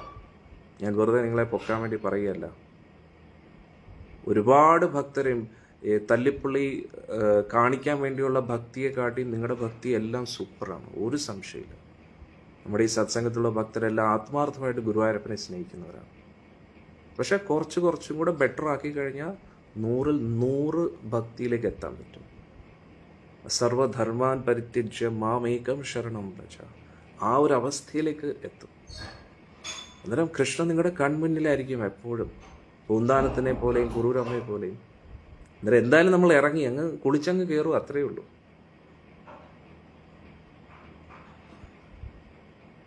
മനസ്സിലായില്ലേ? എന്തായാലും നമ്മളെല്ലാവരും ഇറങ്ങി, ഇനിയും പുറകിലോട്ട് പോകരുത്, മുന്നോട്ടങ്ങ് പോകുക, അത്രയേ ഉള്ളൂ. അതിനു വേണ്ടിയാണ് ഞാനിങ്ങനെ പുഷ് ചെയ്യുന്നത്, അല്ലാതെ വേറൊന്നുമല്ല. അതുകൊണ്ട് ഞാൻ ചിലപ്പോൾ ഇങ്ങനെ തമാശ രീതിയിലൊക്കെ പറയും. അതാരെയും കളിയാക്കാൻ വേണ്ടിയല്ല. നിങ്ങൾ ചിന്തിക്കണം, ഇതൊന്നും നിസ്സാരമായിട്ട് കാണരുത്. പ്രഭുപാദി പറയുന്നു, ഭക്തി എന്ന് പറഞ്ഞാൽ ഭക്തി so simple that you will miss it. ഭക്തി എന്ന് പറയുന്നത് പ്രഭുപാദി പറയുന്നത് വളരെ സൂക്ഷ്മമാണെന്ന്, വളരെ സൂക്ഷ്മമാണ്. അത്രയ്ക്ക് സൂക്ഷ്മമായതുകൊണ്ട് ചിലപ്പോൾ നിങ്ങൾ അതിനെ നിസ്സാരമായിട്ട് കാണും എന്നാണ് പറയുന്നത്. ചിലപ്പോൾ നിങ്ങളത് മിസ് ചെയ്യുമെന്നാണ് പറയുന്നത്. മനസ്സിലായില്ലേ? ചിലപ്പോൾ നിങ്ങളത് വിട്ടുപോകുമെന്നാണ് പറയുന്നത്. അത്രയ്ക്ക് സൂക്ഷ്മമാണ്. ഒന്ന് ആലോചിച്ച് നോക്കൂ. പൂന്താനം കഴിഞ്ഞ ജന്മത്തിൽ മോക്ഷത്തിലേക്ക് യാത്ര ആരംഭിച്ചതാണ്. അതുകൊണ്ട് ശരീരം വെടിയുന്നതിന് മുമ്പേ കുറച്ച് തീർത്ഥ സ്ഥലങ്ങളൊക്കെ സന്ദർശിക്കാൻ തിരുനെല്ലി പോവാന്ന് പറഞ്ഞപ്പോൾ ഒരു വീട്ടിലേക്ക് എത്തി. വിശന്നിരിക്കുന്ന സമയത്ത് ഒരു ക്ഷേത്രം കണ്ടു. ക്ഷേത്രത്തിലെത്തിയപ്പോൾ അവിടെ ഒരു കുട്ടിയുണ്ട്. അന്നേരത്തേക്ക് എന്തെങ്കിലും കഴിക്കാനുണ്ടോ? പിന്നെ ഭഗവാന് നിവേദിച്ച ഭക്ഷണമുണ്ട്, വരൂ തിരുമേനി എന്ന് പറഞ്ഞു. അങ്ങനെ ആളിരുന്ന് കഴിച്ചു. കഴിച്ചതിന് ശേഷം കൈ കഴുകുന്ന സമയത്ത് ഞാൻ എടുത്തോളാം, കഴിവണ്ടെന്ന് പറഞ്ഞു. കാരണം എംബ്രാന്തരിയാണ്, നമ്പൂതിരിയല്ല. അന്നേരം എംബ്രാന്തരി എന്ന് പറയുമ്പോൾ താഴ്ന്ന ബ്രാഹ്മണനാണ്. അന്നേരം ഉടനെ കുട്ടി ചോദിക്കുകയാണ്, ഭക്ഷണം വിളമ്പിയപ്പോൾ ഇതൊന്നും ചിന്തിച്ചില്ലേ ചോദിച്ചു. ഇനി ഒരു ജന്മം കൂടെ എടുക്കേണ്ടതുണ്ടെന്ന് പറഞ്ഞു. അന്നേരം എന്താ കുട്ടി പറയുന്നതെന്ന് പറയുമ്പോൾ കുട്ടി അപ്രത്യക്ഷമായി. ഒരു ചെറിയ നിസാര കാര്യത്തിന് വേണ്ടി വീണ്ടും ജനിക്കേണ്ടി വന്നു. ഒന്ന് ആലോചിച്ചു. അതാണ് പ്രഭുപാദി പറയുന്നത്, ഭക്തി വളരെ സൂക്ഷ്മമാണ്. ചെറിയ ഒരു മിസ് മതി, വലിയ മിസ്സായിരിക്കും. ഒരു ജന്മം വീണ്ടും എടുക്കേണ്ടി വരും. ഭരത മഹാരാജാവിനെ കണ്ടില്ലേ? എല്ലാം ഉപേക്ഷിച്ചു, പക്ഷെ ഒരു മാനിനോട് ആസക്തി തോന്നി. അതുകൊണ്ട് വളരെ ഡേഞ്ചറസ് ആണ്. അതുകൊണ്ടാണ് ഞാൻ ഇങ്ങനെ പറഞ്ഞുകൊണ്ടിരിക്കുന്നത്. അതാണ് ആചാര്യന്മാരെല്ലാവരും പറയുന്നത്, വളരെ ഡേഞ്ചറസ് ആണ്. ഭക്തി വളരെ സൂക്ഷ്മമാണ്. അതുകൊണ്ട് അത്രത്തോളം നമ്മൾ ശ്രദ്ധ പുലർത്തണം. ഒരു ചെറിയ അറ്റാച്ച്മെന്റ് പോലും ഉള്ളിൽ പാടില്ല. ഒരു സൂചിയോളം വലിപ്പത്തിൽ പോലും ഒരു അറ്റാച്ച്മെന്റ് നമ്മുടെ ഉള്ളിൽ പാടില്ല. മനസ്സിലായില്ലേ? അതിനുവേണ്ടി നമ്മൾ ഇതിനോട് അറ്റാച്ച്മെന്റ് പാടില്ല, അതിനോട് അറ്റാച്ച്മെന്റ് പാടില്ല, അങ്ങനെയല്ല. കൃഷ്ണനോട് അറ്റാച്ച്മെന്റ് ആവും. കൃഷ്ണനോട് അറ്റാച്ച്മെന്റ് കൂടുമ്പോൾ ബാക്കി എല്ലാം നമ്മൾ മറക്കും. അതാണ് ഏറ്റവും ഈസിയും ഏറ്റവും സൂപ്പർ വഴി. അല്ലാതെ ഇത് അറ്റാച്ച്മെന്റ് പാടില്ല, ഇത് പാടില്ല, ഇത് പാടില്ല എന്ന് പറഞ്ഞു കഴിഞ്ഞാൽ എന്ത് ചിന്തിക്കരുതെന്ന് പറയുന്നു അത് തന്നെ ചിന്ത വരും. അല്ല, ഇപ്പോൾ ഞാൻ ഇടയ്ക്ക് പറഞ്ഞിരുന്നു, എല്ലാവരും കണ്ണടയ്ക്കൂ. ഞാൻ ഇപ്പോൾ പറയുമ്പോൾ എല്ലാവരും കണ്ണടയ്ക്കൂ, എല്ലാവരും കണ്ണടയ്ക്കൂ, കമൻസ് ഇടരുത്, കണ്ണടയ്ക്കൂ. ഇത് ഞാൻ പറയുന്നത് എല്ലാവരും ശ്രദ്ധിച്ചു കേൾക്കും. എല്ലാവരും കണ്ണടച്ചിരിക്കൂ. ഇനി നീല വാലുള്ള കുരങ്ങനെ കുറിച്ച് നിങ്ങൾ ചിന്തിക്കരുത്. നീല വാലുള്ള കുരങ്ങനെ കുറിച്ച് നിങ്ങൾ ചിന്തിക്കരുത്. ഇനി എല്ലാവരും കണ്ണു തുറന്നു. എല്ലാവരും നീല വാലുള്ള കുരങ്ങനെ കണ്ടു അല്ലേ? ഇതാണ് പ്രശ്നം. എന്ത് ചിന്തിക്കരുതെന്ന് പറയുന്നോ അത് തന്നെയായിരിക്കും നമ്മുടെ മനസ്സിൽ ചിന്ത വരുന്നത്. അറ്റാച്ച്മെന്റ് അത്രയ്ക്ക് പവർഫുള്ളാണ്. അതുകൊണ്ട് ഇത് വേണ്ട അത് വേണ്ട എന്നല്ല ചിന്തിക്കേണ്ടത്. എന്താണ് വേണ്ടത്? കൃഷ്ണനെ പിടിക്കുക. കൃഷ്ണനാണ് നമ്മുടെ മെയിൻ വ്യക്തി. അദ്ദേഹത്തെ പിടിച്ചാൽ ബാക്കിയെല്ലാം നമ്മൾ മറക്കും. Krishna is so attractive. ഭഗവാനെ പോലെ ഒരു സുന്ദരൻ ഈ ലോകത്ത് വേറെയില്ല. ആ സൗന്ദര്യത്തിൻ്റെ മുമ്പിൽ ബാക്കി എല്ലാ സൗന്ദര്യത്തെയും നമ്മൾ മറക്കും. ഭഗവാനെ പോലെ സംസാരിക്കാൻ ആർക്കും കഴിയില്ല.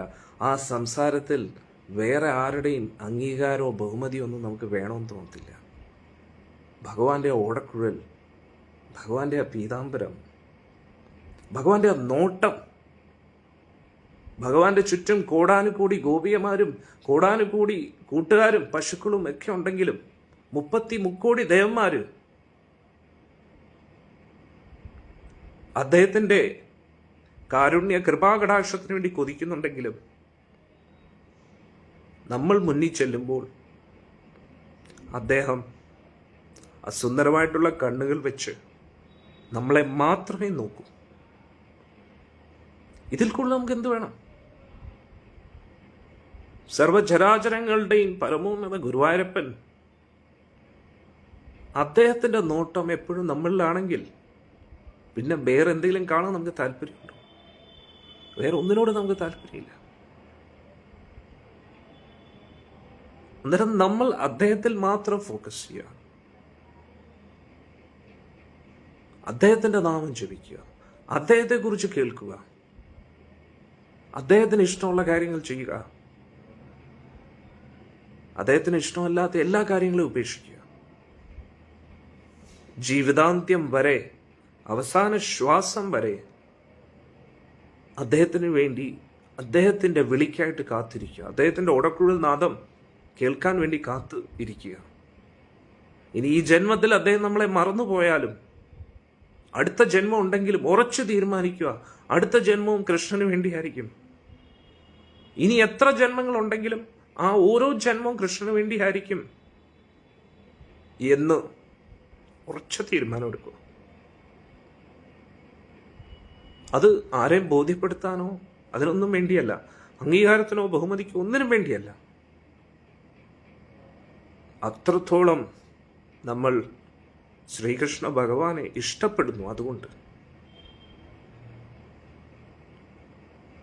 അദ്ദേഹത്തിന്റെ വിഗ്രഹ സേവ, അദ്ദേഹം ലീലകളാടിയ സ്ഥലം, അദ്ദേഹത്തിന്റെ ഗുരുവായൂർ ഇമ്പോർട്ടൻ്റ് അല്ല. ഗുരുവായൂരപ്പൻ അവിടെ ആയതുകൊണ്ട് ഗുരുവായൂർ ഇമ്പോർട്ടൻ്റ് ആണ്. വൃന്ദാവനം കാണുന്നത് ഇമ്പോർട്ടൻ്റ് അല്ല. പക്ഷെ ശ്രീകൃഷ്ണ ഭഗവാൻ ഇവിടെ ആയിരുന്നത് കൊണ്ട് നമ്മൾ വൃന്ദാവനത്തിൽ വരുന്നു. എല്ലാം കൃഷ്ണ സംബന്ധമായിട്ട് കണക്ട് ചെയ്യാൻ പഠിക്കുക. വേറെ ഒന്നിലും നമുക്ക് താല്പര്യമില്ല. കൃഷ്ണനാണ് നമ്മുടെ എല്ലാം, അതിൽ ഉറച്ചു നിൽക്കുക. അന്നേരം പിന്നെ നമ്മൾ ആരെയും നമ്മളെ പഠിപ്പിക്കേണ്ട ആവശ്യമില്ല. ഇത് വേണ്ട, അത് വേണ്ട, ആരും പറഞ്ഞു തരേണ്ട ആവശ്യമില്ല. നിങ്ങൾക്ക് തന്നെ എല്ലാം മനസ്സിലാവും. കൃഷ്ണനുമായിട്ട് അറ്റാച്ച്ഡ് ആകുമ്പോൾ ബാക്കി എല്ലാത്തിൽ നിന്നും നിങ്ങൾക്ക് ഒരു ഡിറ്റാച്ച്മെൻറ്റ് വരും. പക്ഷെ ഇപ്പോൾ എങ്ങനെയാ? കക്ഷത്തിൽ എന്തോ വെച്ചിട്ടുമുണ്ട്, ഉത്തരത്തിലുള്ള എടുക്കാനും ശ്രമിക്കുകയാണ്. അതങ്ങ് വിടുവോ? കൃഷ്ണനെ പിടിക്കൂ. കയ്യിലിരിക്കുന്ന പോട്ടെ, ഈ കക്ഷത്ത് വെച്ചിരിക്കുന്ന അങ്ങ് പോട്ടെ, കൃഷ്ണനെ അങ്ങ് പിടിക്കൂ. കൃഷ്ണനെ പിടിക്കുമ്പോൾ എല്ലാം റെഡിയാവും. കൃഷ്ണനിലേക്ക് ഫോക്കസ് ചെയ്യൂ. കൃഷ്ണനിലേക്ക് ഫോക്കസ് ചെയ്യുമ്പോൾ ബാക്കിയുള്ള എല്ലാ ഡിസ്ട്രാക്ഷൻസും മാറും. ഇപ്പം നമ്മുടെ ലക്ഷ്യം ക്ലിയർ അല്ല. ലക്ഷ്യം കൃഷ്ണനാണ് എങ്കിലും നമ്മൾ ഡിസ്ട്രാക്റ്റഡ് ആണ്. കൃഷ്ണനിലേക്ക് 100% ഫോക്കസ്ഡ് അല്ല നമ്മൾ. മറ്റ് വിഷയങ്ങളിൽ നമ്മൾ ഫോക്കസ് ചെയ്യുന്നുണ്ട്. സർവധർമാൻ പരിത്യജ്യ മാം ഏകം ശരണം വ്രജ. ഏകം, മാം ഏകം, കൃഷ്ണൻ മാത്രം, ഭഗവാന്റെ നാമം മാത്രം. ഭഗവാന്റെ നാമത്തിലൂടെ ഭഗവാൻ കൃഷ്ണനിലേക്ക് ഫോക്കസ് ചെയ്യുക. ബാക്കിയെല്ലാം കൃഷ്ണൻ നോക്കിയോളൂ. നമ്മൾ കൃഷ്ണനിൽ ഫോക്കസ്ഡ് ആണെങ്കിൽ നമ്മളെ എങ്ങനെ തൂക്കണമെന്ന് കൃഷ്ണൻ അറിയാം. രുക്മിണി ദേവി കണ്ടില്ലേ? ഭഗവാനെ കണ്ടില്ല, ഭഗവാനെക്കുറിച്ച് കേട്ടു, ഭഗവത് സ്മരണയോടുകൂടി ഇരുന്നു, ഭഗവാന് മെസ്സേജ് കിട്ടി, ഭഗവാൻ വന്നു, തൂക്കി കൊണ്ടുപോയി. അത്രയേ ഉള്ളൂ. അതേപോലെ ഭഗവാൻ വരും നമ്മളെ കൊണ്ടുപോകാൻ. ആര് വിശ്വസിച്ചാലും ആര് വിശ്വസിച്ചില്ലെങ്കിലും, ആര് നമ്മളെ കളിയാക്കിയാലും, എല്ലാവരും കളിയാക്കിയിട്ടേ ഉള്ളൂ. പൂന്താനത്തിനെയും കുറൂരമ്മയും എല്ലാവരെയും ഇവർക്ക് പ്രാന്താണെന്ന് വിചാരിച്ചു. പക്ഷേ സത്യം കാലം തെളിയിക്കും, അല്ലേ? മീരാബായി എല്ലാവരും കളിയാക്കി. അതുകൊണ്ട് നമ്മൾ മറ്റുള്ളവരുടെ നിരുത്സാഹപ്പെടുത്തൽ, കളിയാക്കൽ, who cares? We are not bothered about it. കാരണം we have better things to do. നമുക്ക് ഉയർന്ന കാര്യങ്ങൾ ചെയ്യാനുണ്ട്. ഭഗവാനുമായിട്ടുള്ളൊരു connection is the most most most most important person. We എത്രത്തോളം കൂട്ടാൻ പറ്റുന്നോ അത്രത്തോളം വലിയ IP ആണ് ഭഗവാൻ. ഏറ്റവും ഇമ്പോർട്ടൻറ്റ് പേഴ്സണാണ്. Very very very very very very very very important person. അദ്ദേഹത്തിൻ്റെ നാമമാണ് നമ്മൾ ജപിക്കുന്നത്. അന്നേരം അതിൻ്റെ അർത്ഥം എന്താ? We are doing the most most most most most most important thing. മറ്റുള്ളവർക്കത് നിസ്സാരമായിട്ട് തോന്നും. പക്ഷെ നമ്മൾ ജപിക്കുന്നത് ആരുടെ നാമമാണ്? ഈ പ്രപഞ്ചത്തിലെ ഏറ്റവും പ്രധാനപ്പെട്ട വ്യക്തിയുടെ നാമമാണ് ജപിക്കുന്നത്. അതുകൊണ്ട് തന്നെ നമ്മൾ ചെയ്യുന്ന കാര്യം ഏറ്റവും പ്രധാനപ്പെട്ട കാര്യമാണ്. ഈ ലോകത്തിലുള്ള ഒരു കാര്യവും അദ്ദേഹത്തിൻ്റെ നാമജപത്തിന് തുല്യം ആകത്തില്ല. അതിൻ്റെ അടുത്ത് പോലും വരത്തില്ല. അതുകൊണ്ട് നാമം ജപിക്കുന്ന ഭക്തൻ എന്ന് പറഞ്ഞു കഴിഞ്ഞാൽ ആ വ്യക്തി ചെയ്യുന്ന കാര്യം ഈ ലോകത്തിലെ ഏറ്റവും പ്രധാനപ്പെട്ട കാര്യമാണ് ചെയ്യുന്നത്. കാരണം നമ്മൾ ജപിക്കുന്നത് ഏറ്റവും പ്രധാനപ്പെട്ട വ്യക്തിയുടെ നാമമാണ് ജപിക്കുന്നത്.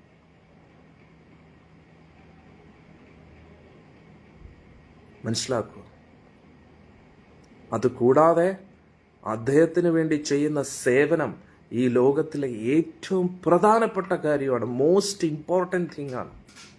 അത് കഴിഞ്ഞിട്ടേ ഉള്ളൂ ബാക്കി കാര്യങ്ങൾ. കാരണം എന്താ? അത് ഈ ലോകത്തിലെ ഏറ്റവും പ്രധാനപ്പെട്ട വ്യക്തിയുടെ കാര്യമാണ്.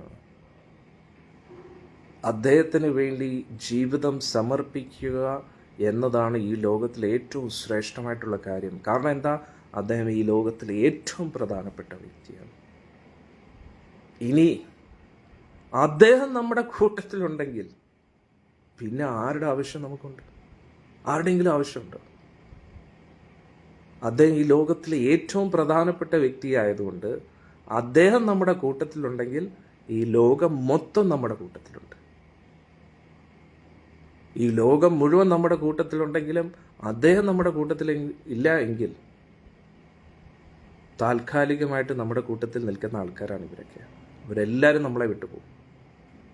പക്ഷേ ആ ജഗന്നാഥൻ നമ്മുടെ കൂട്ടത്തിലുണ്ടെങ്കിൽ മറ്റാരുടെ ആവശ്യം നമുക്കില്ല. ഈ പ്രപഞ്ചം മുഴുവൻ അദ്ദേഹത്തിൻ്റെ പുറയിലാണ്. ലക്ഷ്മി അദ്ദേഹത്തിൻ്റെ പുറയിലാണ്. ലോകം മുഴുവൻ ലക്ഷ്മിയുടെ പുറയിലാണ്. പിന്നെ എന്തിനാണ് നമ്മൾ ഈ ലോകത്തിൻ്റെ പുറകെ പോകേണ്ട ആവശ്യം? എന്താ? നമ്മൾ ജഗന്നാഥൻ്റെ പുറകെ പോകും. ജഗന്നാഥൻ നമ്മുടെ കൂട്ടത്തിലുണ്ടെങ്കിൽ ലക്ഷ്മി ജഗന്നാഥൻ്റെ പുറയിലാണ്. ലക്ഷ്മിയുടെ പുറയിലാണ് ഈ ലോകം മുഴുവൻ. അതുകൊണ്ട് ലോകത്തിൻ്റെ അംഗീകാരം, ബഹുമാനം, ബഹുമതി ഹൂ കെയർസ്? ആർക്കും വേണ്ട. നമുക്ക് തീർച്ചയായിട്ടും വേണ്ട. നമുക്ക് ജഗന്നാഥനെ മതി. രാധാനാഥൻ, രാധാകാന്തൻ, ഗുരുവായൂരപ്പൻ, വേറെ ആരുടെ ആവശ്യമില്ല നമുക്ക്.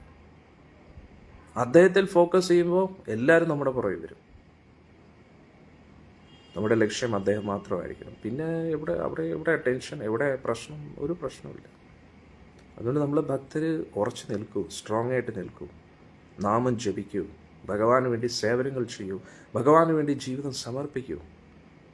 ജീവിതാന്ത്യ വേളയിലെങ്കിലും പരിപൂർണമായിട്ടും ഭഗവാന് വേണ്ടി ജീവിതം സമർപ്പിക്കൂ. അതാണ് നമ്മുടെ ലൈഫിലെ പെർഫെക്ഷൻ.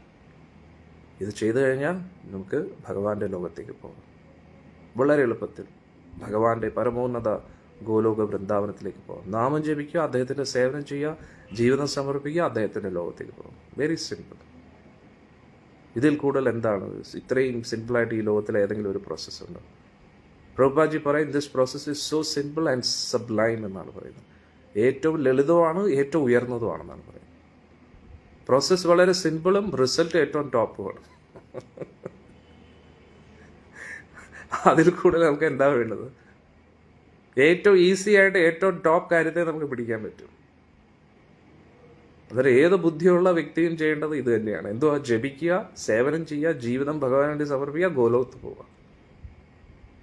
അത്രയേ ഉള്ളൂ. കാര്യം വളരെ സിമ്പിളാണ്.